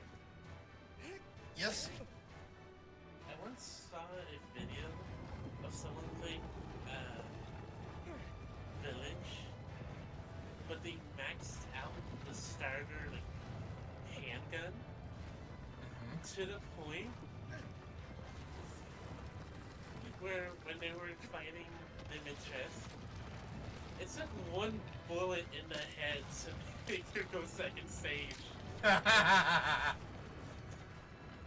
Took another one to Are make we her sure he didn't just load up on Silver Bullet? Oh wait, that's werewolves. took a second bullet to kill her off completely.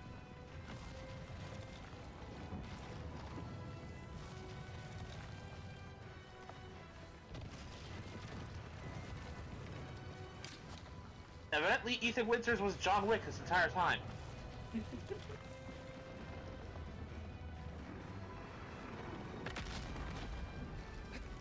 Like, just imagine he had this gun for the entirety of Village. Just imagine he had this gun for the entirety of the other game he was in. Alright, we'll go over the rest of the Guyver stuff when I'm not, distracted by giant monsters. Fair enough.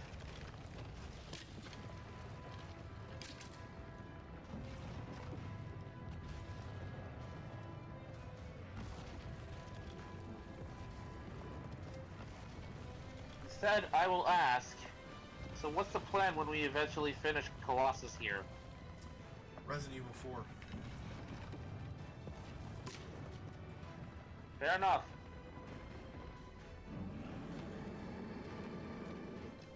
Is there anything in particular I should be picking up?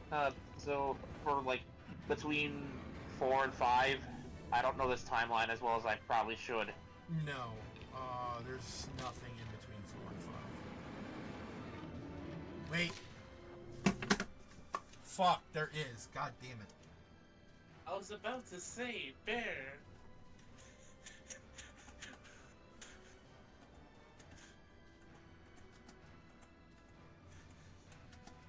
Because, like, I vaguely remembered this kind of reminder, so, like, just making double and triple sure. Resident Evil Revelations. It takes place between 4 and 5. Me who's watched the entire time.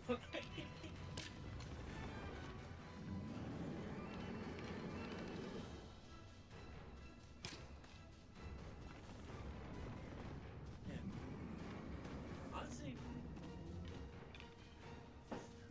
see why people don't talk about Devil May Cry 2 though. Now. Oh, yeah, Devil May Cry 2 is not great.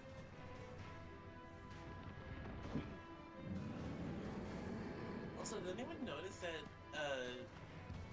what's her name?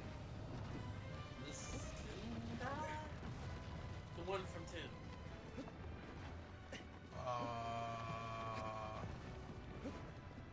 I know who you're talking about. Yeah, did anyone else notice that her weapons were in the opening for the new anime?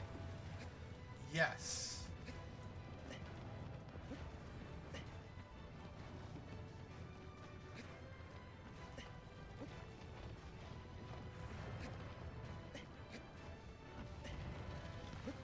Ooh. Ooh, it's on sale. Revelations is on sale for $5. It's a sign.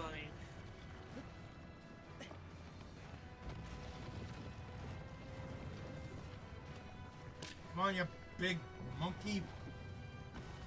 Wesker said, buy the game, Tiny Cats.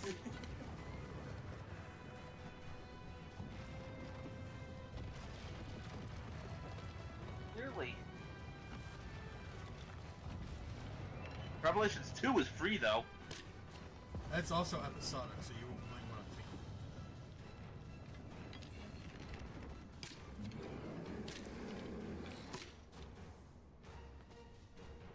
Yeah, episode 1 is free. The others are at the very least on sale. For like anywhere from $2 to $4 a pop.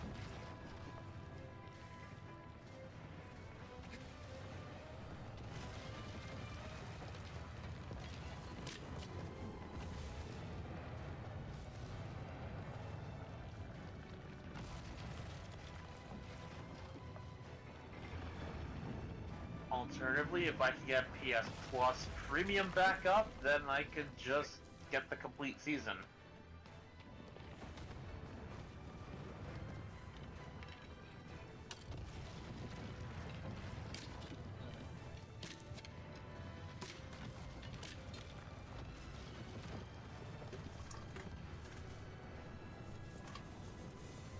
Code Veronica? No thank you. No, yeah, fuck that. I've seen what that does to Bear.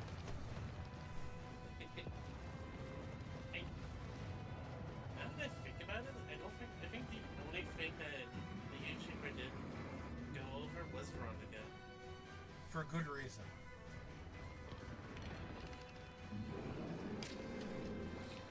I do like this one. I do like this one line though when it came to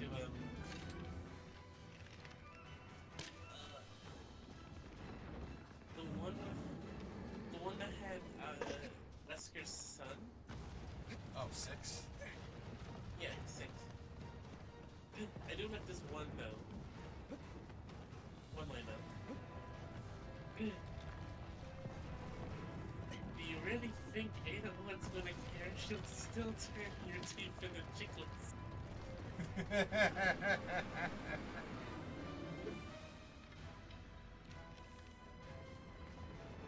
How am I supposed to make...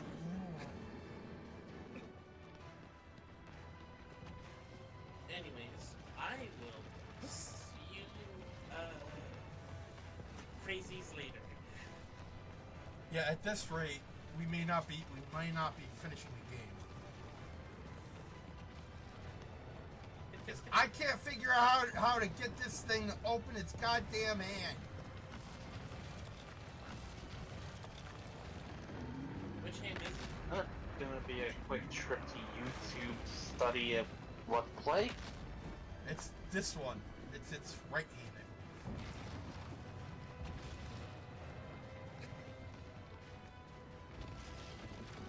Are you sure it's in his right hand? Yeah. I don't see it. It's because I'm not shining the sword.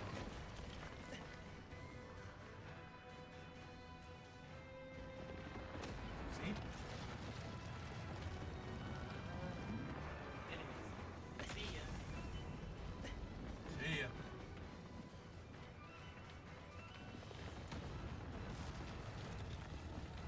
Well, for what it's worth, for better or worse, I'm still here.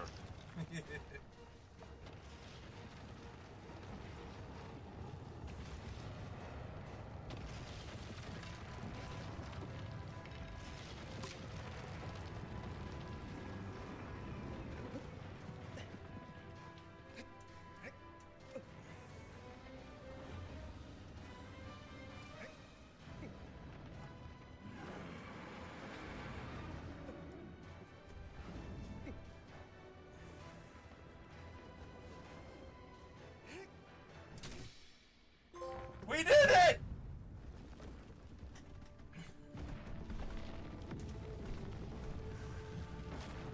By pure random chance. And sheer stubborn, stupid determination.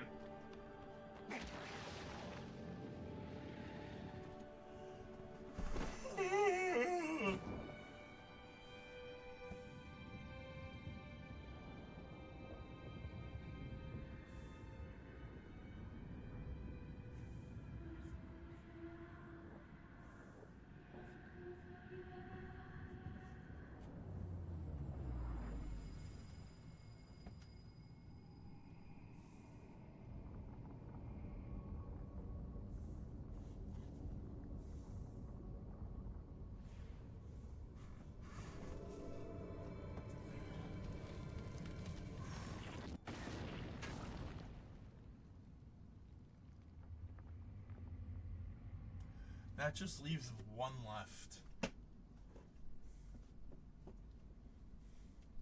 What do you think? Extend the time limit for today to take care of that last one?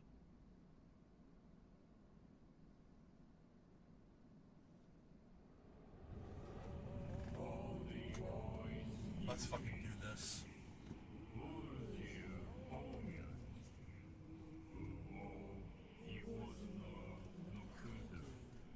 Girl, I can't wait to see you shoot a walking Napoleon complex in the face over in Resi 4.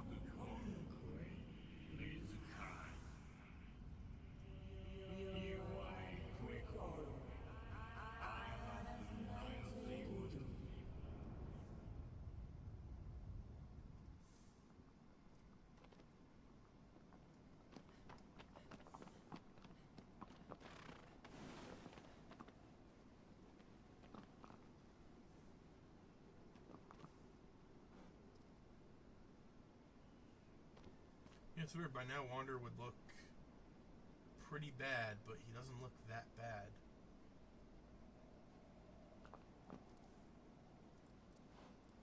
Maybe it's just something made. Maybe it was more prevalent in the PS2 version. Yeah.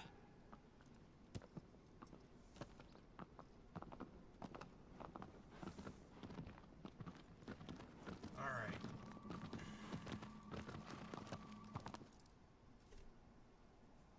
Oh, I know exactly where we're going. It's not gonna be pleasant, is it? The final Colossus? No. First of all, its name is Malice.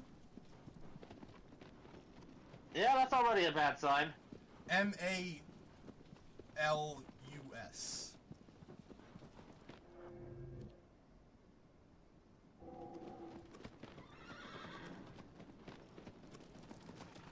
The point is still well received, though.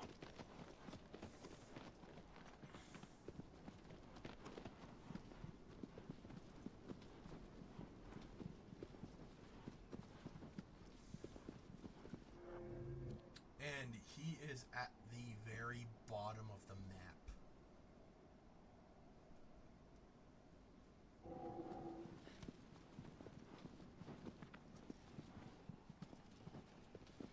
Yeah. Yeah.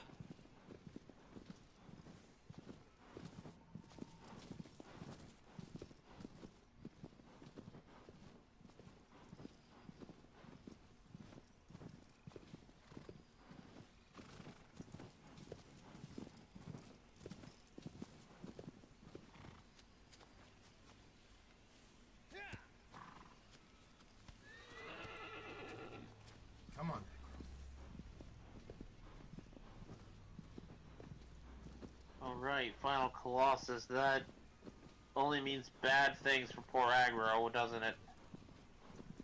Yeah.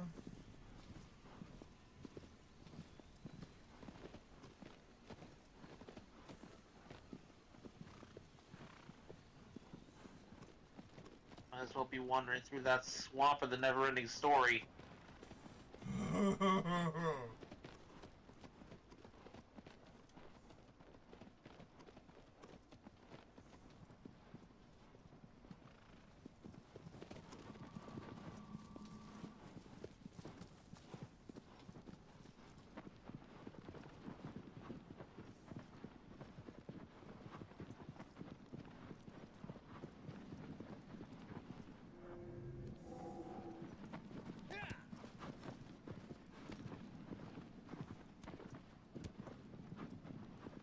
Pretty sure in at least one of the people watching, I just stirred up some traumatic memories.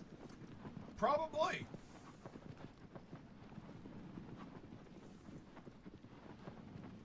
Where's the one that we killed over here? Ah, there it is.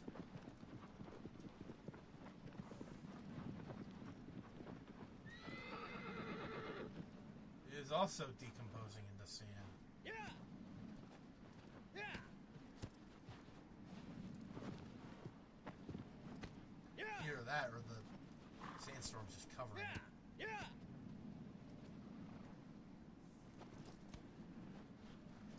Yeah. Yeah. Yeah. Okay, Aggro's stuck on the Colossus. Hold on. Abro. Abro. Abro. So, I ended up finding a bunch of different Nuzlocke videos lately. As much as I'd love to point to go, "Ha, you're playing the game wrong, you're stupid for doing so," it's like, I understand the whole concept of the self-imposed challenge. Yeah. I mean, I will always... I've watched... Oh. Go ahead. I was just gonna say, I'll always rip on people that take the game way too seriously for like stats and shit and like IV whatever. And I'll make fun of people like that, but in terms of like Nuzlocks, it's like I kind of get it. Hell, I've played at least one.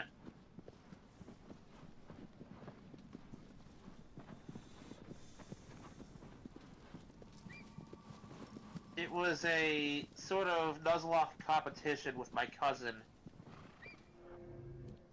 We had both put some number, like we had both gotten a random number generator to spit out the number for a Pokemon, and that would be our starter for the Nuzlocke. So we'd have to prep it in another game and trade it over at earliest convenience. And I got Kingler.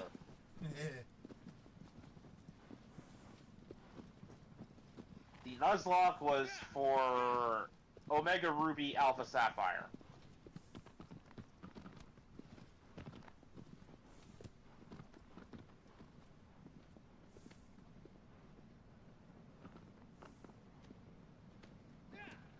We had most of what you'd consider the standard rules for a Nuzlocke: one encounter per area, dupes, claws, all that good stuff. Right. We also had one specific extra little thing. The Milestone Revive. Oh. Only upon specific milestones are you allowed to pick one Pokemon to pull out of the dead box and revitalize.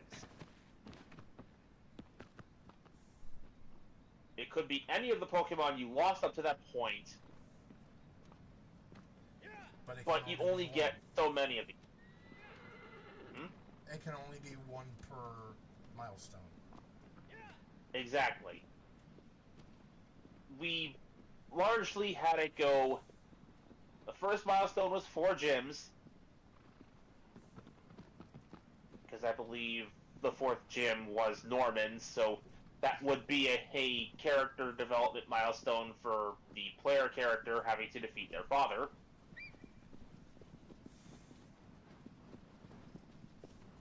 Another was, like, I think we had one for the Evil Team storyline, and the very last one for the main story itself, we didn't really extend the Nuzlocke into the Delta episode, but the very last one was directly before the Elite Four. Okay. So, not to interrupt, but from here you can see every Colossus you've beaten. That's... Okay, I'm not even gonna try using sarcasm here. That shit's ominous as hell.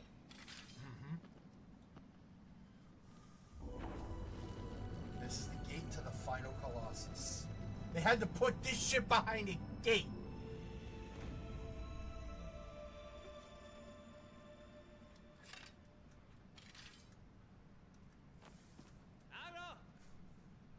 Agro! Aggro?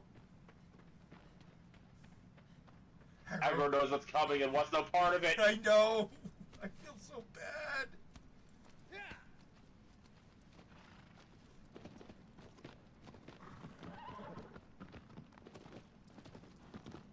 No worries, my very, very understandably terrified horse friend.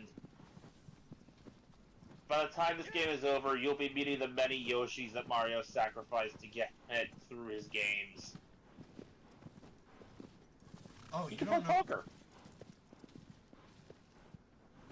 Oh.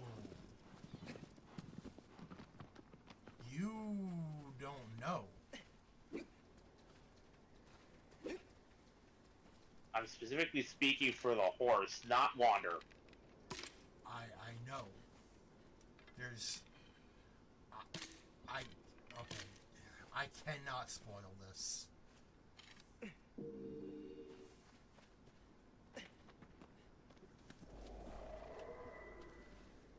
The horse is gonna meet a fate even worse than death, isn't he? Nope.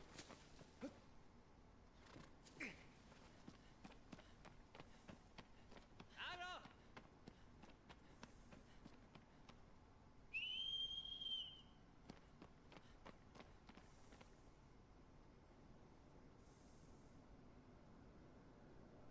Anyways.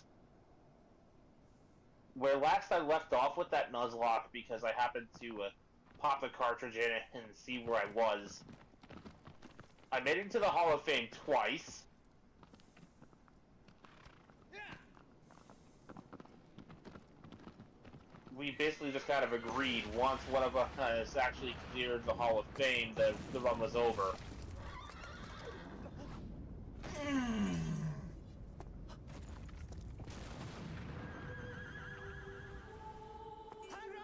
I feel especially awful for the Yoshi comparison. Did you notice that aggro threw you across? That was one loyal horse. Yep.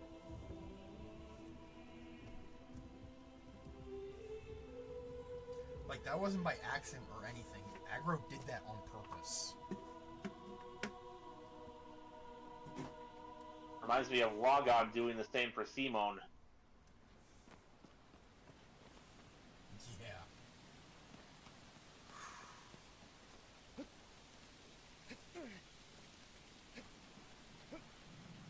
Something that momentarily surprised Simone himself.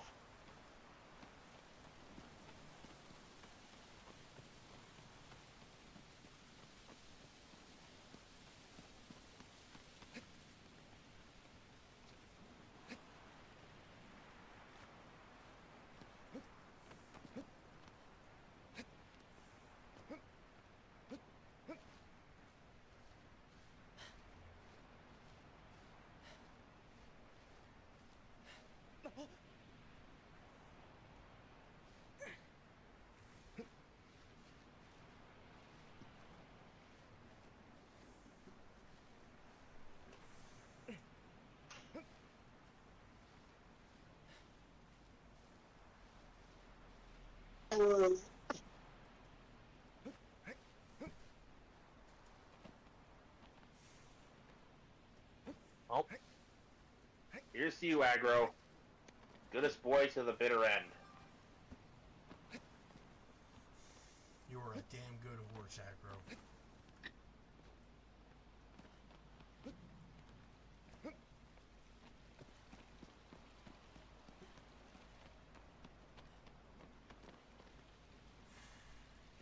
Here we go.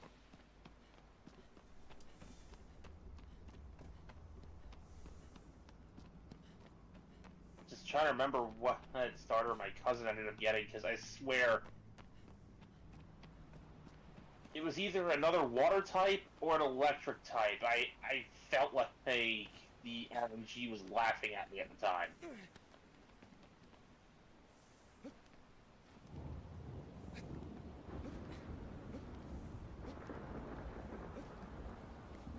There was one other thing of note with the challenge. Given the competition, we designated each other our rivals and would periodically do Wi-Fi battles. Oh. And here we have the final Colossus. I don't know if I was the Ash or the Gary in this case, but we sure as hell went at it.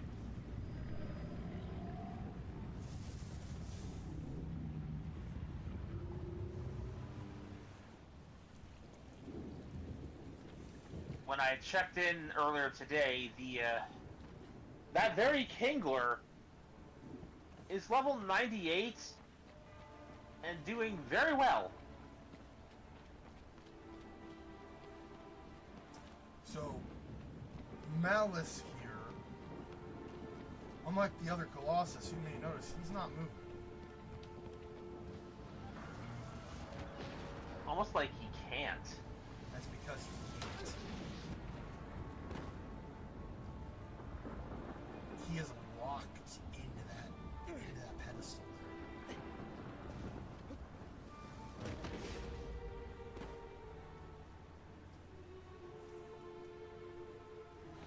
Lovely. It's theorized that,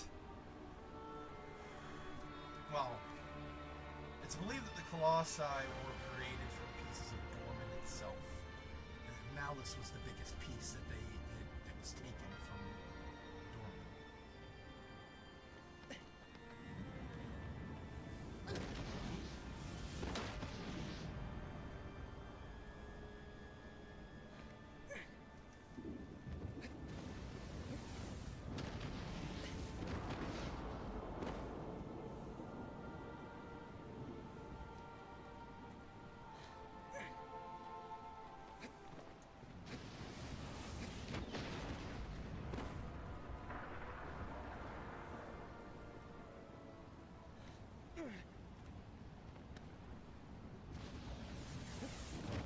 Fuck.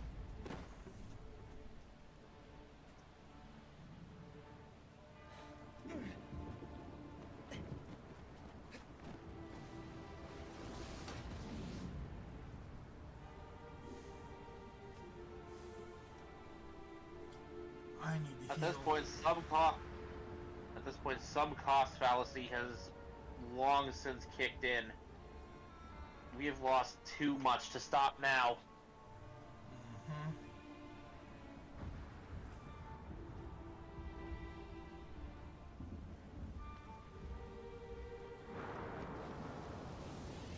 Wouldn't surprise you if for a lot of players, the straw that broke the camel's back and cemented the "we gotta finish this" was losing aggro. Oh yeah. Also because you can't go back after you lose aggro. It's physically impossible.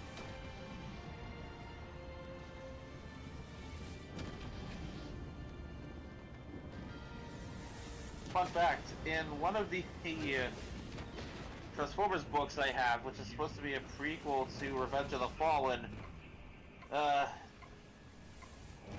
Autobots actually do mention one of the weird tendencies of humans.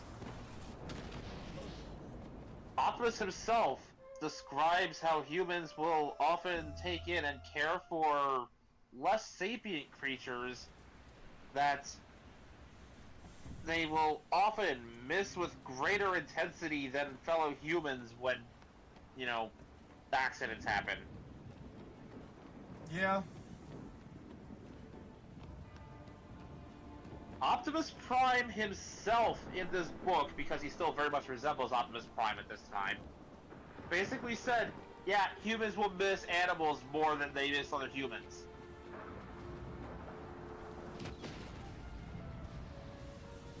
Oh, there it is. Oof.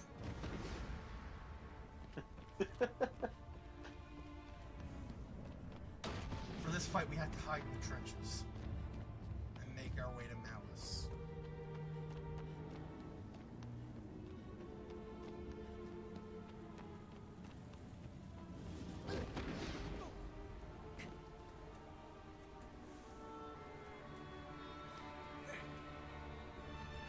Oh, Neptune, I think I'm just gonna lay here. Like, holy shit!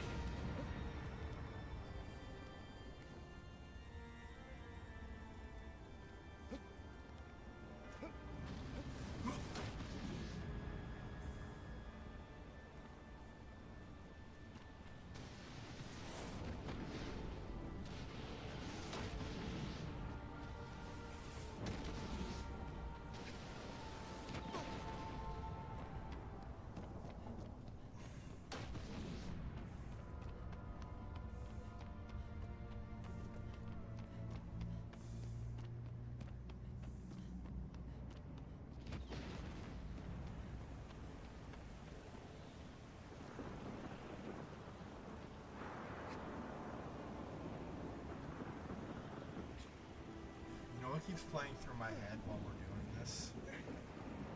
What? Poseidon! Poseidon! Oh Poseidon! God, I'm not the only one! I am not the only one! Oh my God! Ruthless. In all my vicious. years of living, it isn't very often that I get pissed off. I try to chill with the waves, but damn, you've crossed the line. I've been so gracious. Then you hurt a son of mine. That's right. Cyclops you made blind was mine. No. Oh my god. Wander, get up the fucking thing. Wander! I'm Fine. left without a choice. I'm left without a doubt.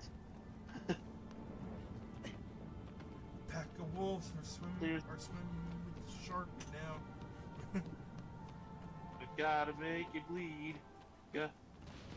I can't even remember the rest of the song, but it's like that musical is way too damn good. Also, Thunder Bringer through the ringer.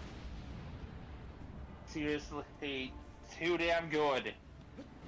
Like, I feel like they captured Zeus perfectly. Yep.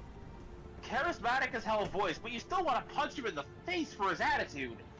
And then you remember Zeus. Also, how like nonchalant he is with the whole like during Thunderbringer, because really it's not his problem. He's just there because Apollo's friends were killed. I think it would be Helios for her, this particular version of the names. They said it was Apollo, but I could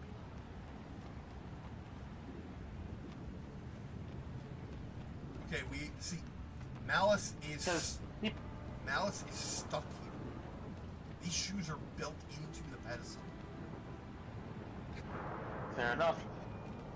Like, on that note, I do think it's Helios because, like, look at the Olympus 12 in Digimon. They very clearly largely go with the Roman names. And one of them was Apollomon. Well, also in God games, they Apollo is one of the ones that Athena has to convince, and not once did he mention the crap with the cows.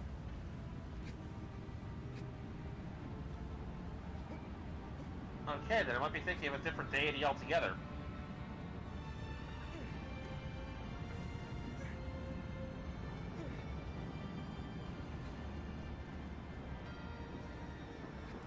Then again, why would he have to mention the cows?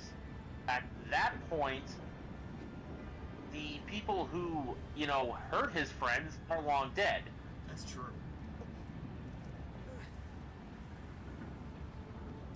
Zeus made sure of that.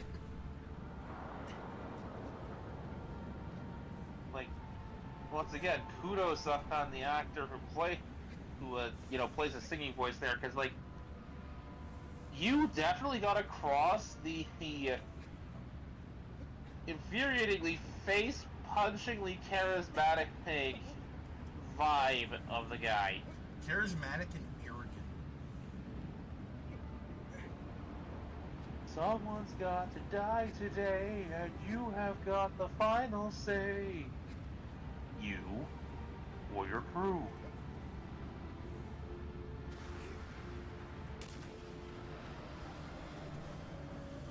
And it's not just that he's all nonchalant about this. He actually legit looks disinterested. Mm-hmm.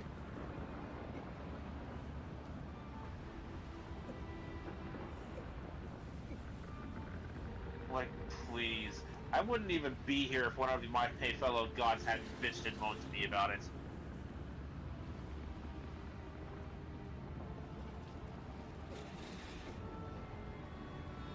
I love how Malice is just like, what is this?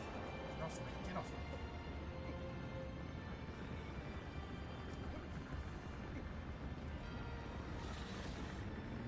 Fuck! Ew. Well, Ow! one that survives this. Ding!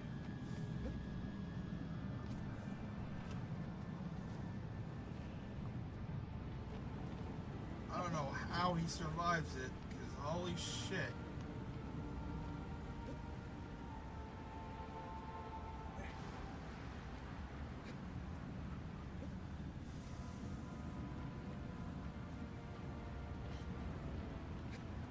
Also, because of all the rain and whatnot, you know what else I'm thinking of? 600 strike. I was gonna say, get in the water. I mean, they're basically two parts of the same song. That's true. I just love getting in the water because of, like, Poseidon is 100. No, he's like 210% fucking done. And so is Odysseus, for that matter. He's not even gonna make a tidal wave or do anything. He's just telling Odysseus, get in the water. Just get in the water so I can kill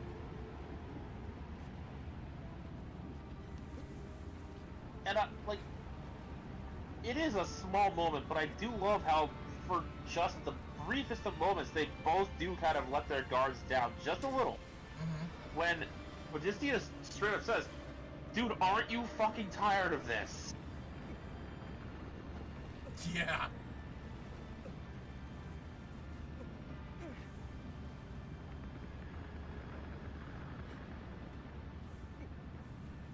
When when Odysseus is going, hey, like, we've been at this for, what, 10 years? If not more? 10, 20 years? Something like that,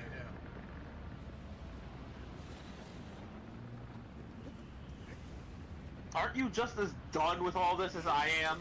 No, it would have been 10 years because the Trojan year took 10. Or the Trojan War took 10. Right. I was thinking of the entire time it was gone, not just how long since he pissed off Poseidon. My bad. But, like, instead of I don't want to let it go, Poseidon's response is I can't.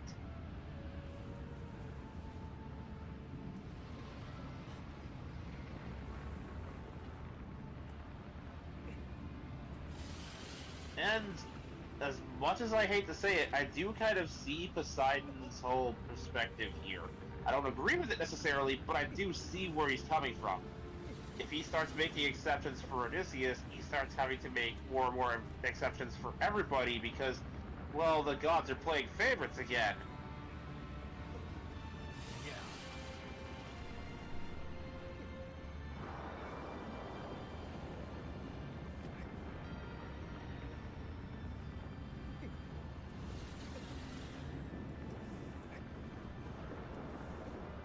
Ah, fuck. That didn't work.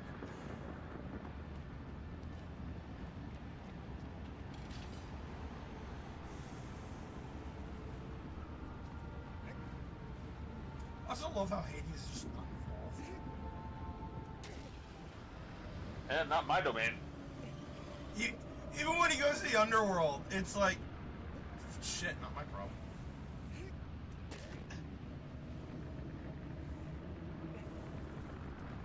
Dude didn't do anything to cross me. If anything, he just gave me more people to populate the realm with. Right, you just give me people. That's fine as long as I don't have to deal with Zeus's bullshit all day.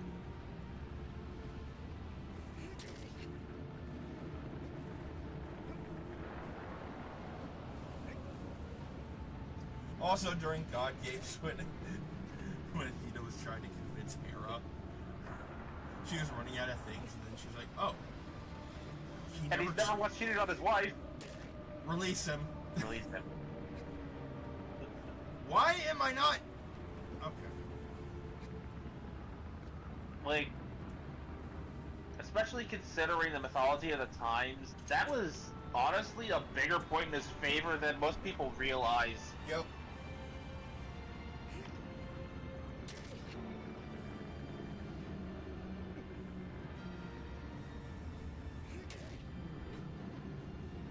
I have actually heard people say that Odysseus' faithfulness to his wife over all that time is the most unrealistic part of the story. Well, people just expose themselves. So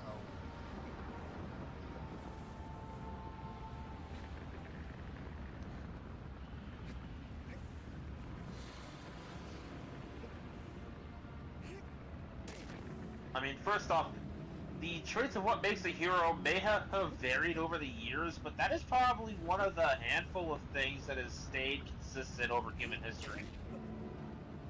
Being faithful to one's spouse is considered, you know, a positive. mm-hmm.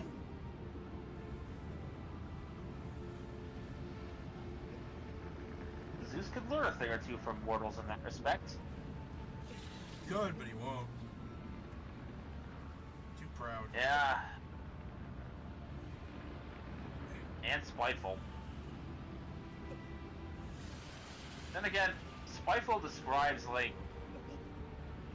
When it comes to this pantheon, I can just sum it up with a quote from Light. You have the slightest idea how little that narrows it down. Yeah.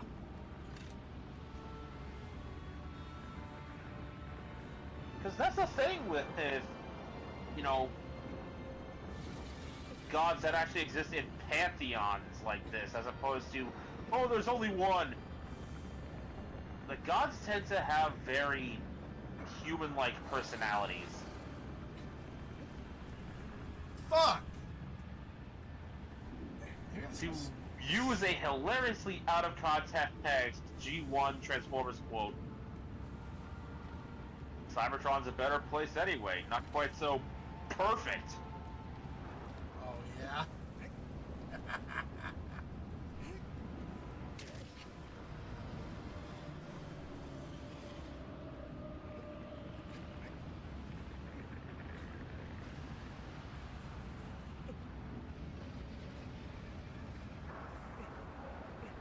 Like, the Norse gods have their own level of bullshit going on, but I'd still rather hang with them than the Greek ones, because, you know, compared to the Greek gods, the Norse ones are a lot more chill.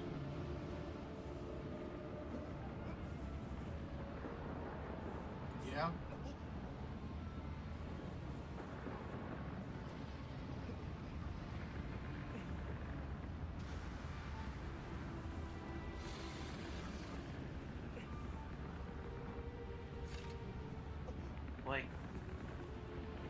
one pantheon leader to another,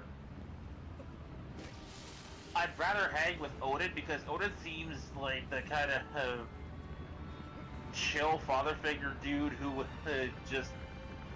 You could share a drink with him and he'd tell stories. Mm-hmm.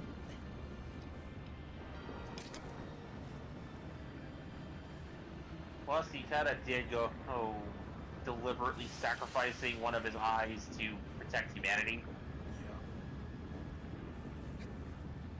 What did Zeus ever? Not exactly. What did Zeus ever sacrifice? His purity. Okay, when did he sacrifice it? And even then, that was in service to himself.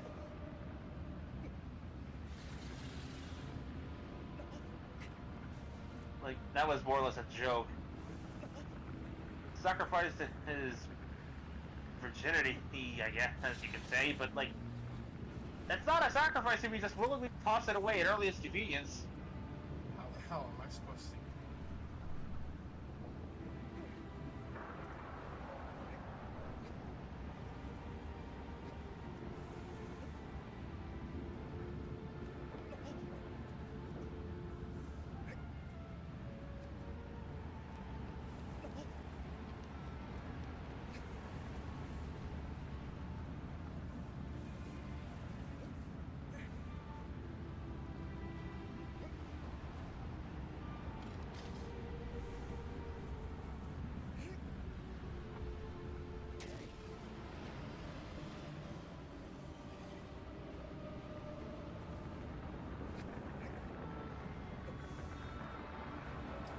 Something.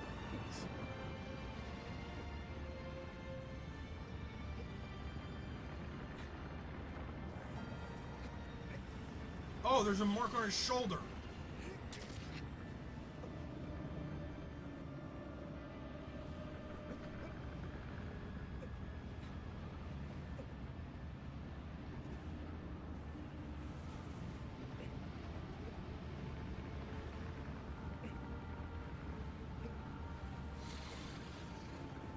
You've almost got him, Bear.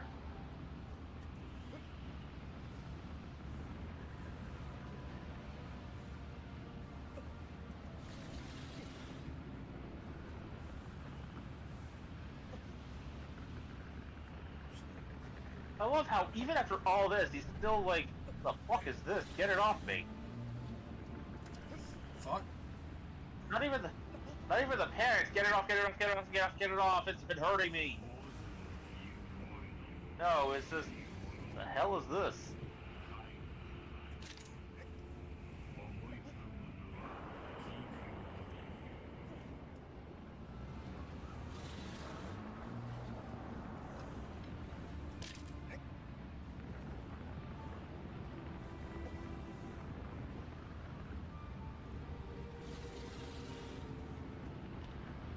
I think there's a platform on its chest you could try climbing onto, but that might not actually be reachable.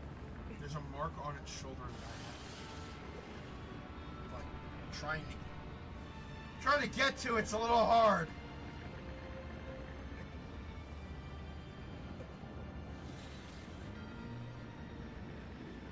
It would be nice if its forearms weren't on freaking fire. Alright, here we go.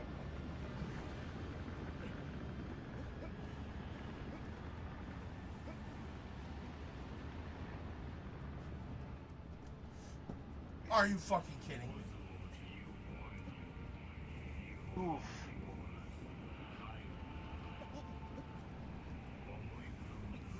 This is the last one, Bear. We can do this. You can do this.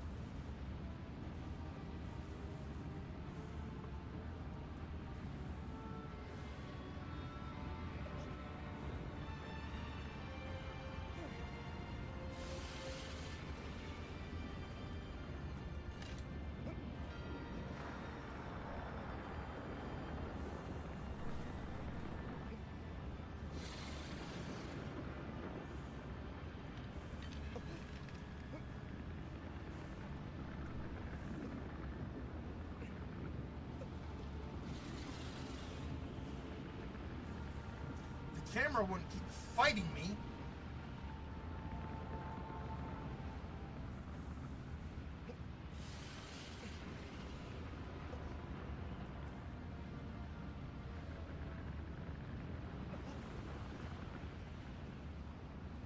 Honestly, it's fighting you more than the boss is.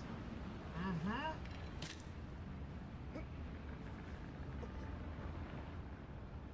I know, Dorman!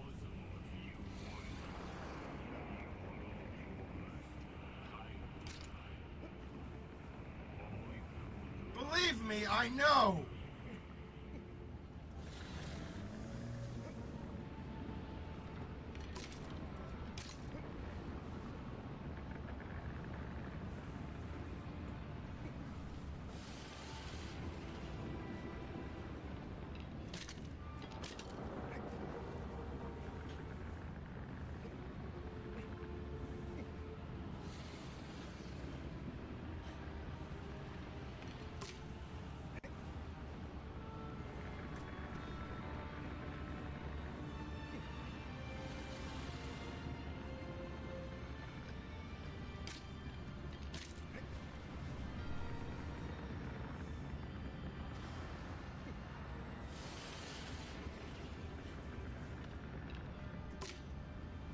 Fuck, that one almost got it.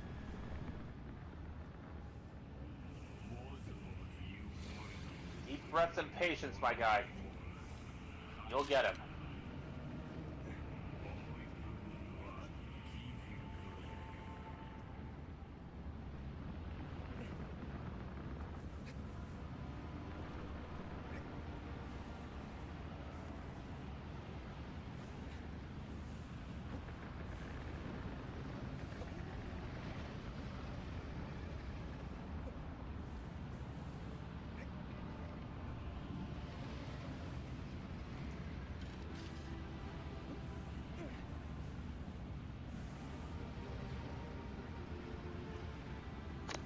Surprise, motherfucker! Talk about a splitting headache. Okay, that was awful. I'll see myself out now. Yeah.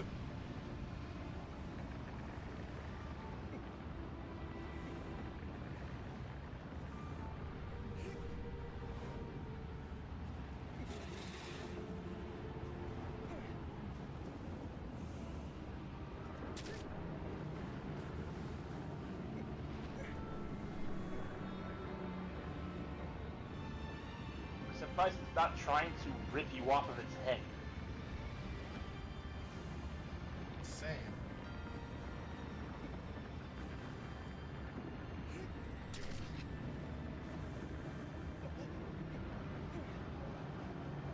Also, something about this thing's helmet reminds me of a Mazinger, but I can't quite place it. It's probably the empty spot on the helmet.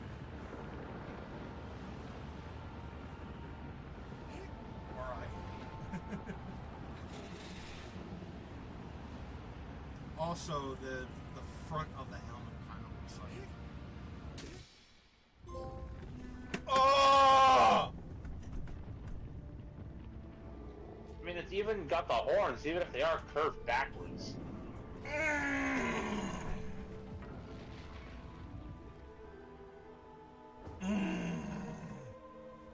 That was the last one.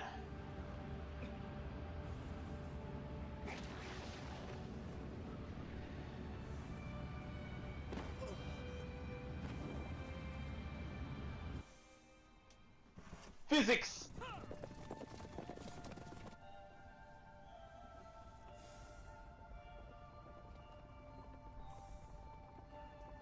And they finally arrive after I kill the last one.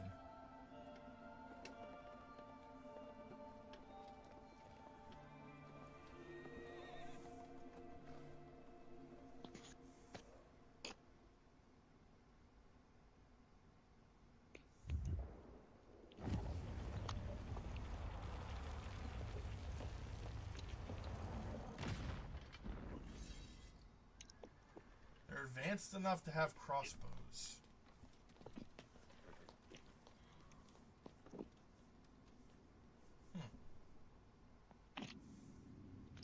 The Council of Jerks has let's go over one person in particular.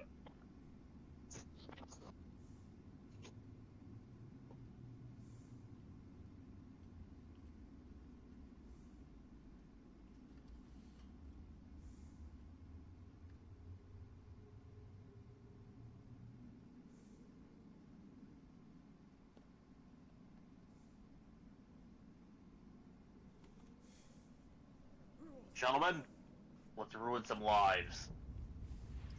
You're thinking of the script.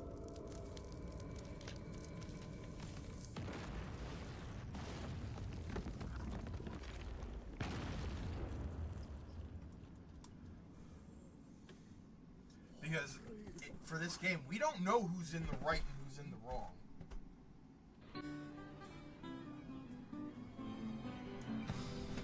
Hey, Taro.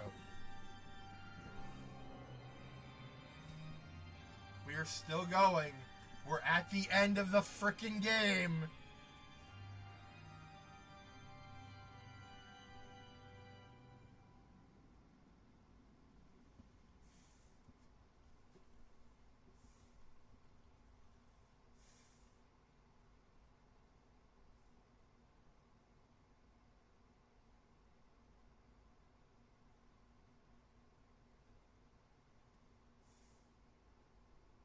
Sarah, I hear something. What's it sound like? Boss music.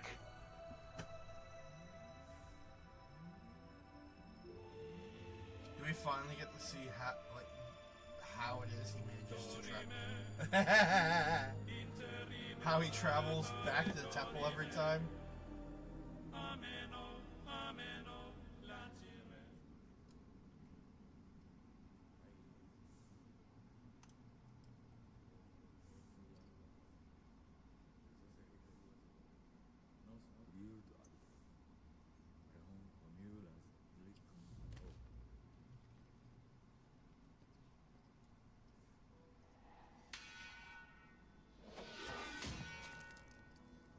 Uh-oh.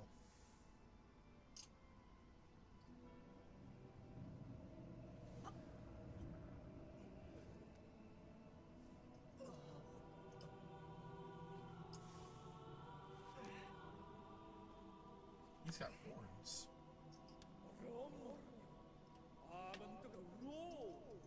The boss music's gotten louder, sir.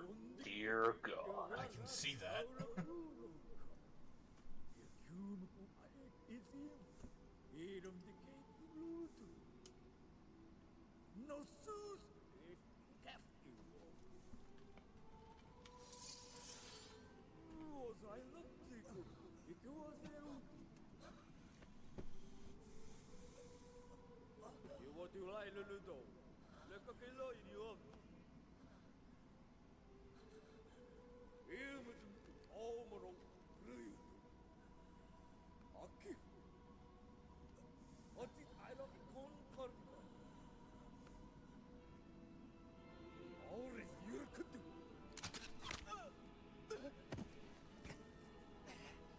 I guess he's not an adventurer anymore.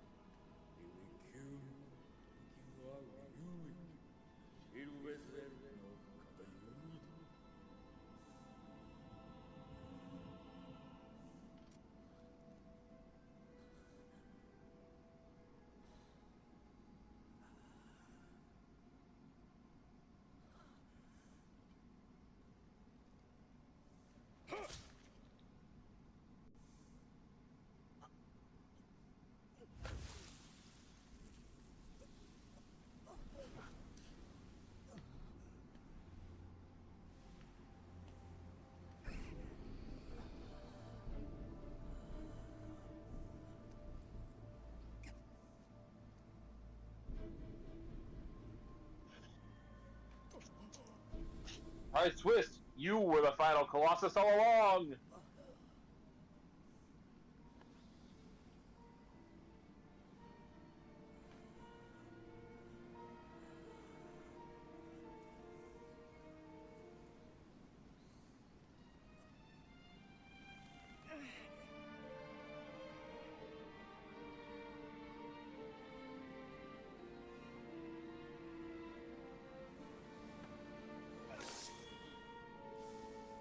that was a stupid move.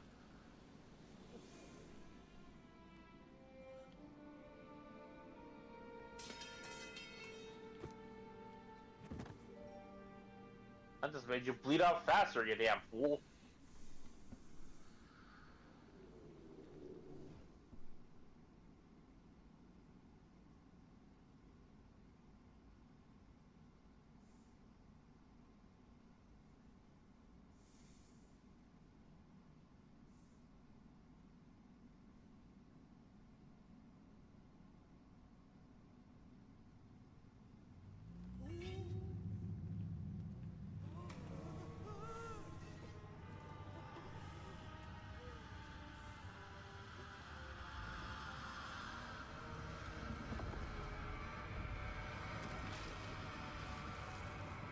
What was that?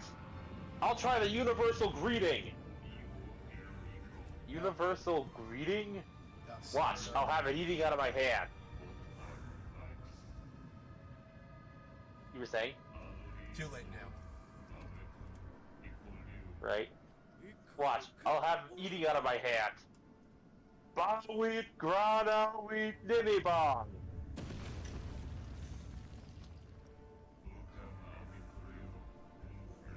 Is that supposed to do something? It's supposed to reciprocate.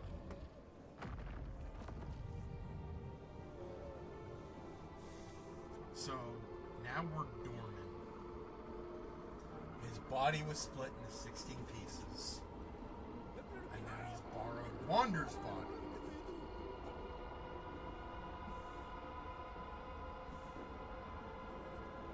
And now...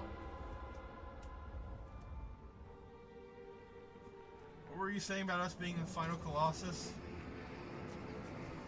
I did not expect that to be actually true. I was joking.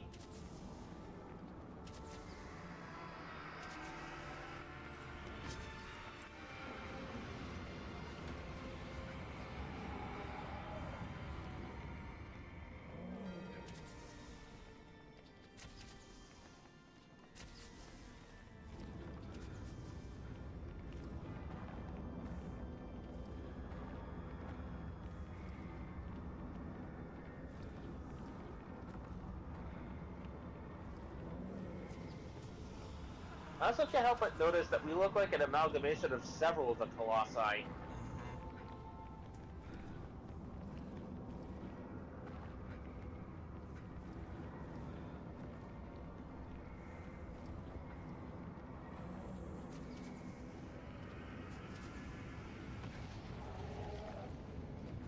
Can't even see them anymore.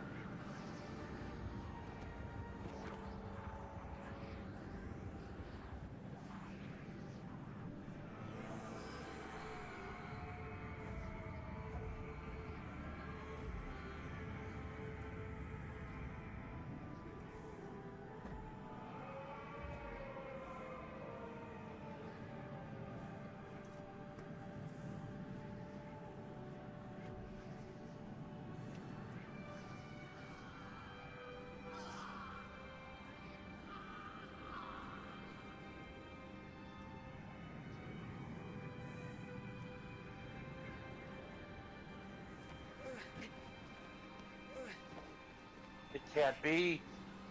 He's opened a portal into the scripts dimension. We're getting sucked into that god-awful movie. No!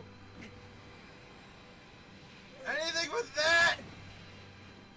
Wander, grab onto something! Worse, I think it's being rewritten to be rated G. Oh, God!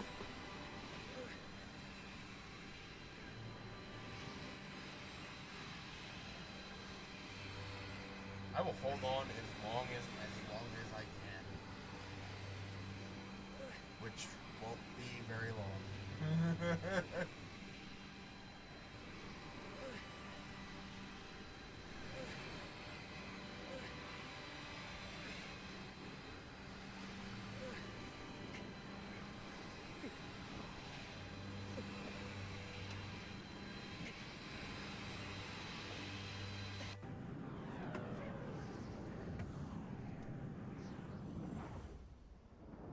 No, it can't be. It's worse than I could have imagined. It's a Nick Jr. spin-off!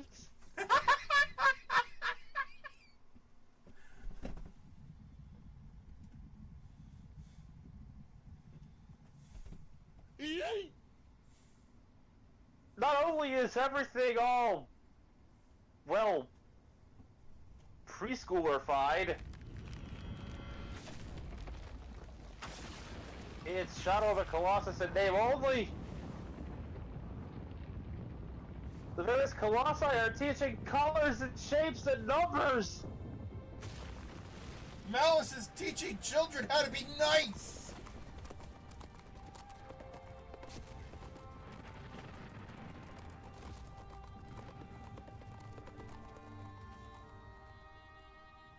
Ixtor the Explorer look like high arts.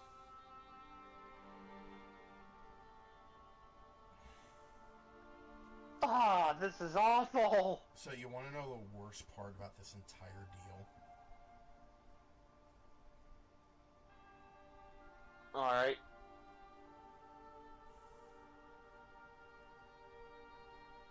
The deal made with Dorman, I mean. Go ahead.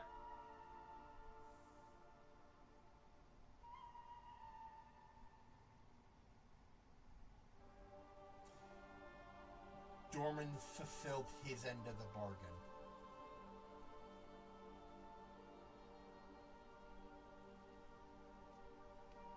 If that ain't insult added to injury. Like, yeah, he brought her back.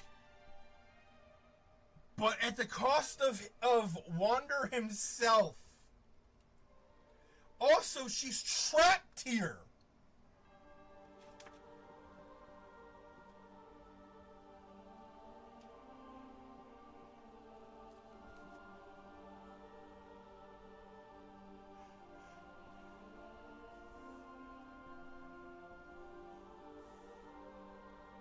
Real monkey's paw you got us into, Wander. Mm-hmm.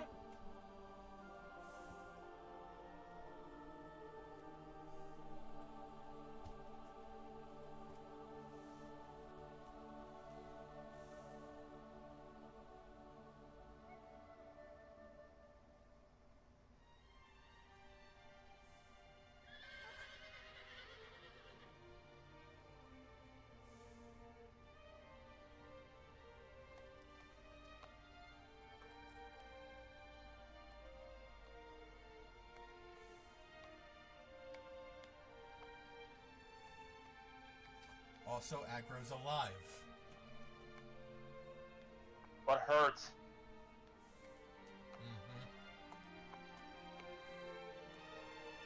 The important thing is, though, is that he's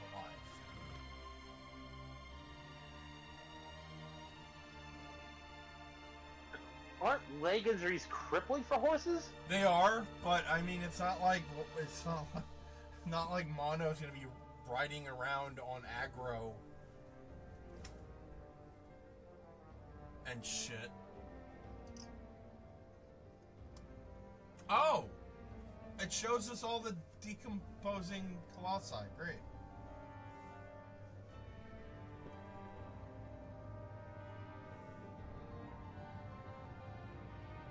Well, folks, this was Shadow of the Colossus. A fan-fucking-tastic game, and I'm sorry it took us so long to finish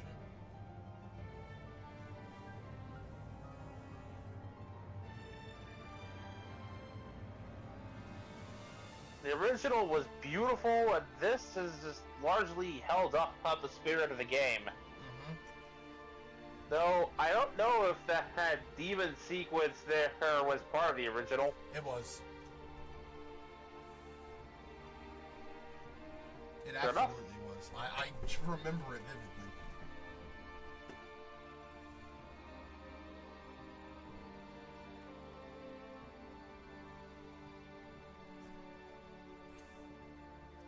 I love how there's like plant life growing out of their corpses. Nature reclaims them and uses it to propagate itself.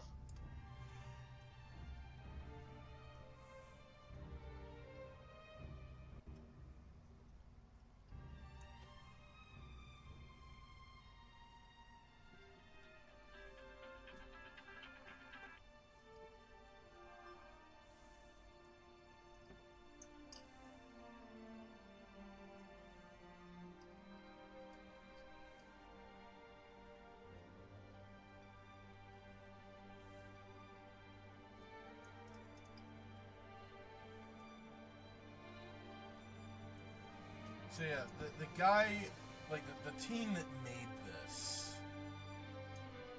they've also made Eco and The Last Guardian. Now, they're also just as vague as this game, and they don't tell you much. But a lot of fans have sort of like come to the conclusion that all three of those games are linked somehow. It is believed. It's basically all but. Go ahead. I was gonna say it's basically all but confirmed that this game and Legend of Zelda Twilight Princess influenced each other. And it is believed that this game is actually a prequel to Eco. For reasons we'll see.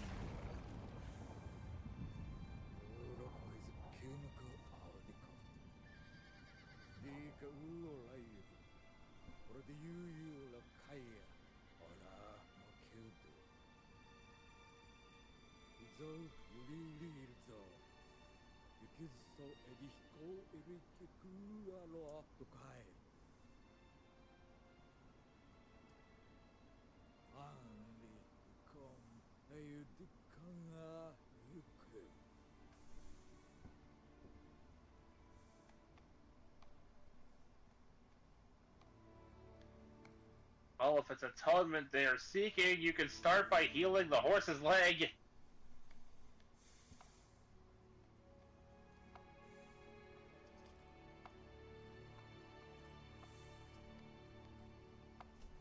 But also, the crew that made this game, Eco and The Last Guardian, are making a new game that seems to involve robots.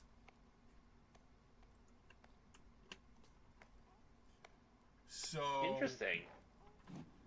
if it's connected to this, I have no fucking clue how.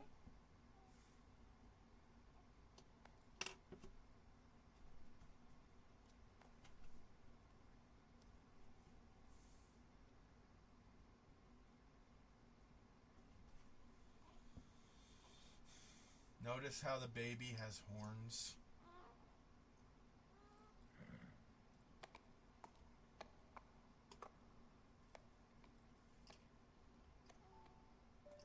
Aggro is officially done with this shit.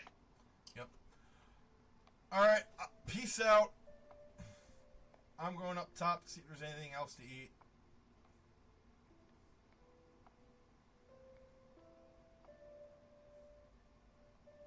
But yeah, Hopefully those health pickups work on horses. the children with horns is a big thing in Eco. In fact, you play as a child with horns. Apparently, they are demonized in the world of Eco, although we're never really told why. Although I think we can kind of hazard a guess from this game.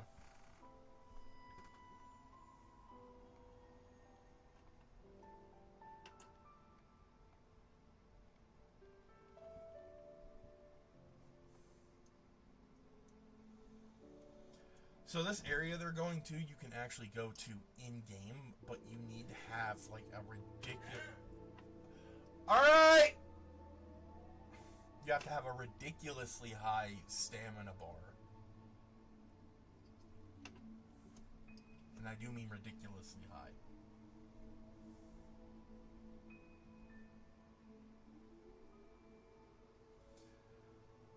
So this grotto here has... When you're here in-game, it has lizards and fruit that decrease your stamina and health.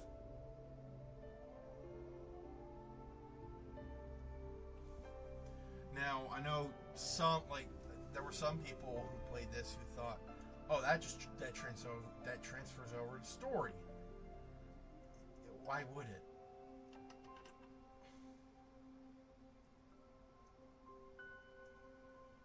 Also, a little baby deer. Well, maybe not baby, but it's a deer nonetheless. Meaning that life can flourish here.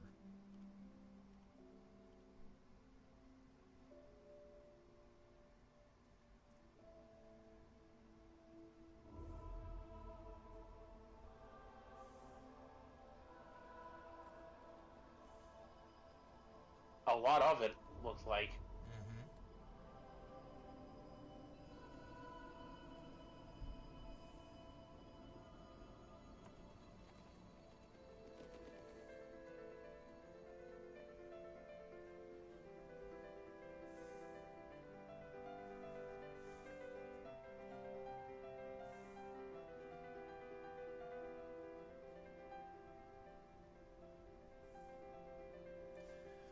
So that part up there, like the very, very top of the tower, you cannot go to.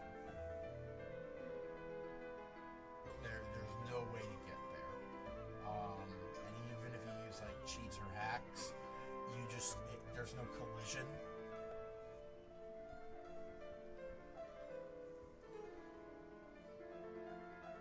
So you'd go right through it.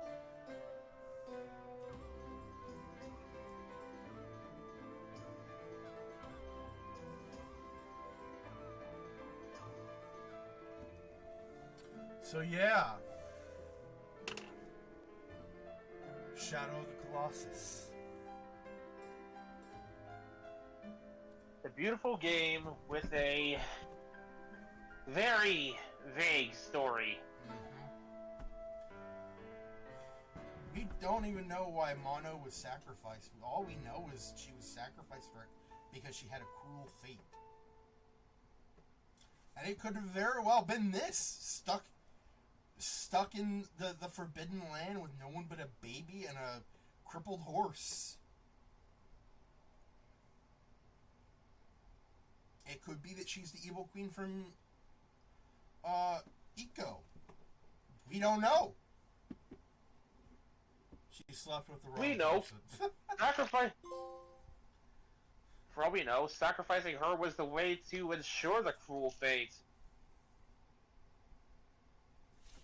End. To enter time attack mode, press R2 in front of a Colossus statue in the shrine. So, New Game Plus and Mirror World modes are now available. So, time attack is a very interesting little thing.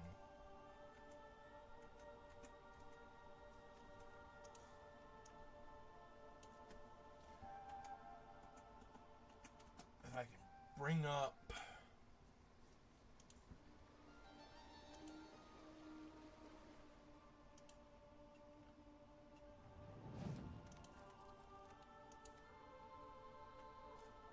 time attack modes in games can eat it. Ordinarily, yes. But this one is interesting because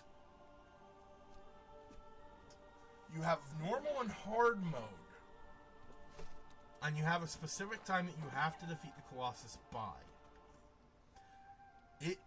Upon defeating a certain amount of Colossi, you get a special item. So, for beating 2 on normal difficulty, you get the Whistling Arrow. Which, I'm pretty sure that can explain itself.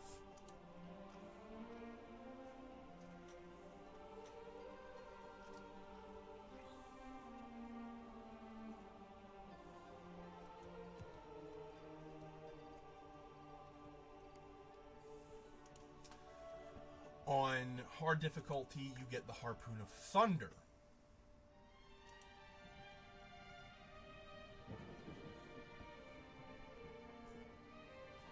This can do damage to a Colossus just like with the sword. And fully charged, you can do just about as much damage as a fully charged stab of the sword. Defeating 4 Colossi on easy mode will get you the Cloak of Force. If worn by Wander, it increases the amount of damage he deals with the Ancient Sword by 1.2 times. The effect stacks with both the Mask of Power and Mask of Strength.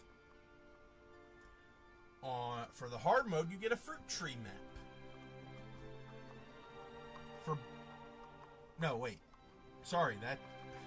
On hard mode, you get the Sword of the Sun. Which I believe damage is halved compared to the Ancient Sword, but its ability to gather light is much greater than the other swords. Even in total darkness, the Sword of the Sun shines brightly. So you can use it in dark places. At 6 Colossi slain, you get the Mask of Strength and the Fruit Tree map.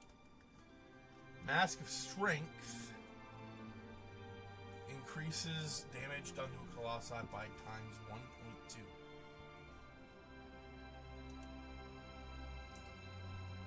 For killing 8 on normal difficulty, you get the Lizard Detection Stone and the Shaman Cloak on hard difficulty.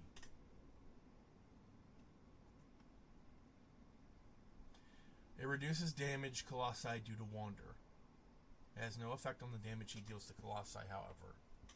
It's the same cloak that Lord Amon wears and goes along with the Shaman's Mask and White Argo.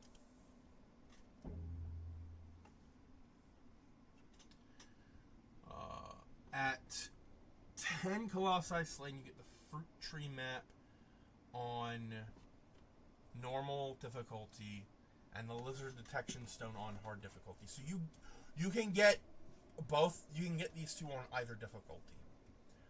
On 12, you have the Mask of Power.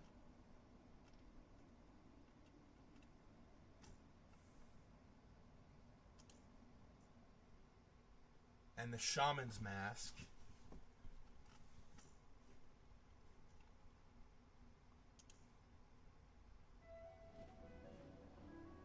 At 14, you have the Cloak of Deception, which allows you to become invisible and undetected. Well, yeah, completely invisible. Cloak of Desperation is a parachute.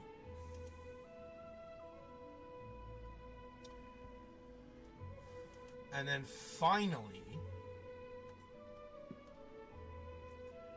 when you beat all 16 on the normal difficulty, you get the Flash Arrow. It can be used to distract a Colossus, as well as damage one, doing damage comparable to a fully charged stab. On hard difficulty, though, this is where things get interesting. You get the Queen's Sword.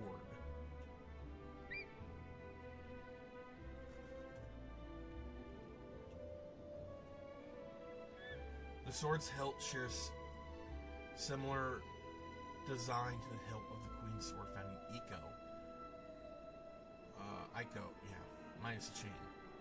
Blade itself is also similar, for it has the same length and width, and both blades have the round tip, contrary to other blades found in both games.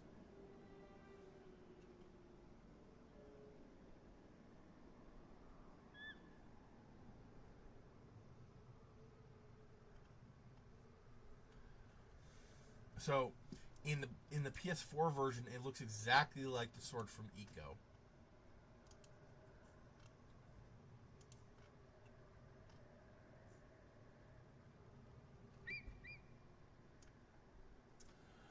Oh. Wait. Oh. You can also unlock skins for aggro. A brown aggro, a white aggro, and in the PS4 version, a crested aggro. But, yeah, that's it.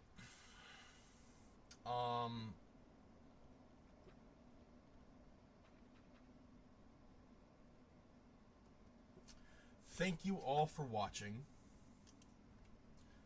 This has been Vegas Bear 92.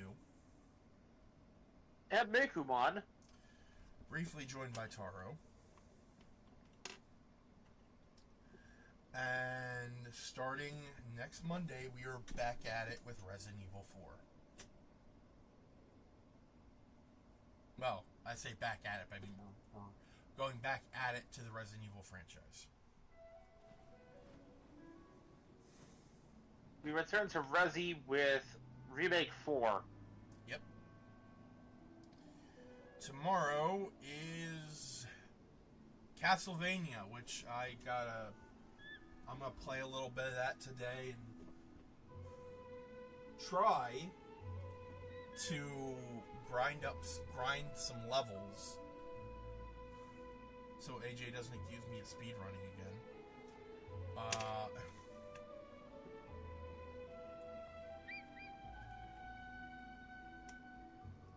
I mean, tomorrow is April Fool's Day. You could pull the rug out from everybody and do something else. I mean, that is true. That is very true.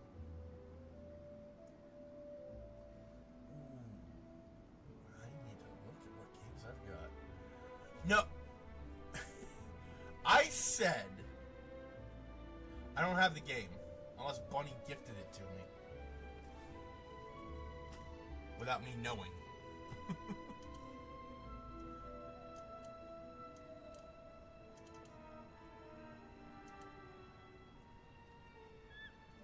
As far as I know, she did not give it to me. Yeah, we might play Castlevania tomorrow. We might play something else. Who knows? It'd be wild to play Rita's Rewind on stream.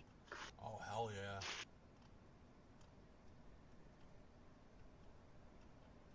I would join you if I could, but I can't. Why? I don't have the game. What about on Switch? I don't have the game. I thought you did. Not yet, I don't. Okay. Anyway, I considered getting it on Switch and I just started asking around, which should I get it on, Switch or PlayStation, because I was trying to see, what exactly I should be doing in case we ever stream the game. Yeah.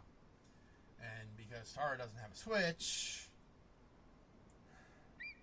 I probably said PS5.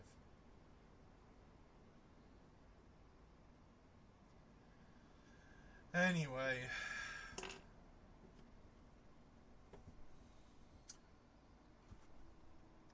As always, thank you for watching, and feel free to support us in any way you wish.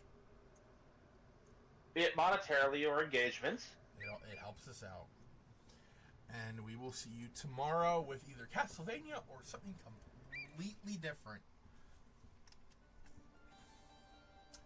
So Stay tuned. until then, stay safe, stay hydrated. Stay safe, stay comfy, stay hydrated, be good to each other, and we'll see y'all on the next one. Peace.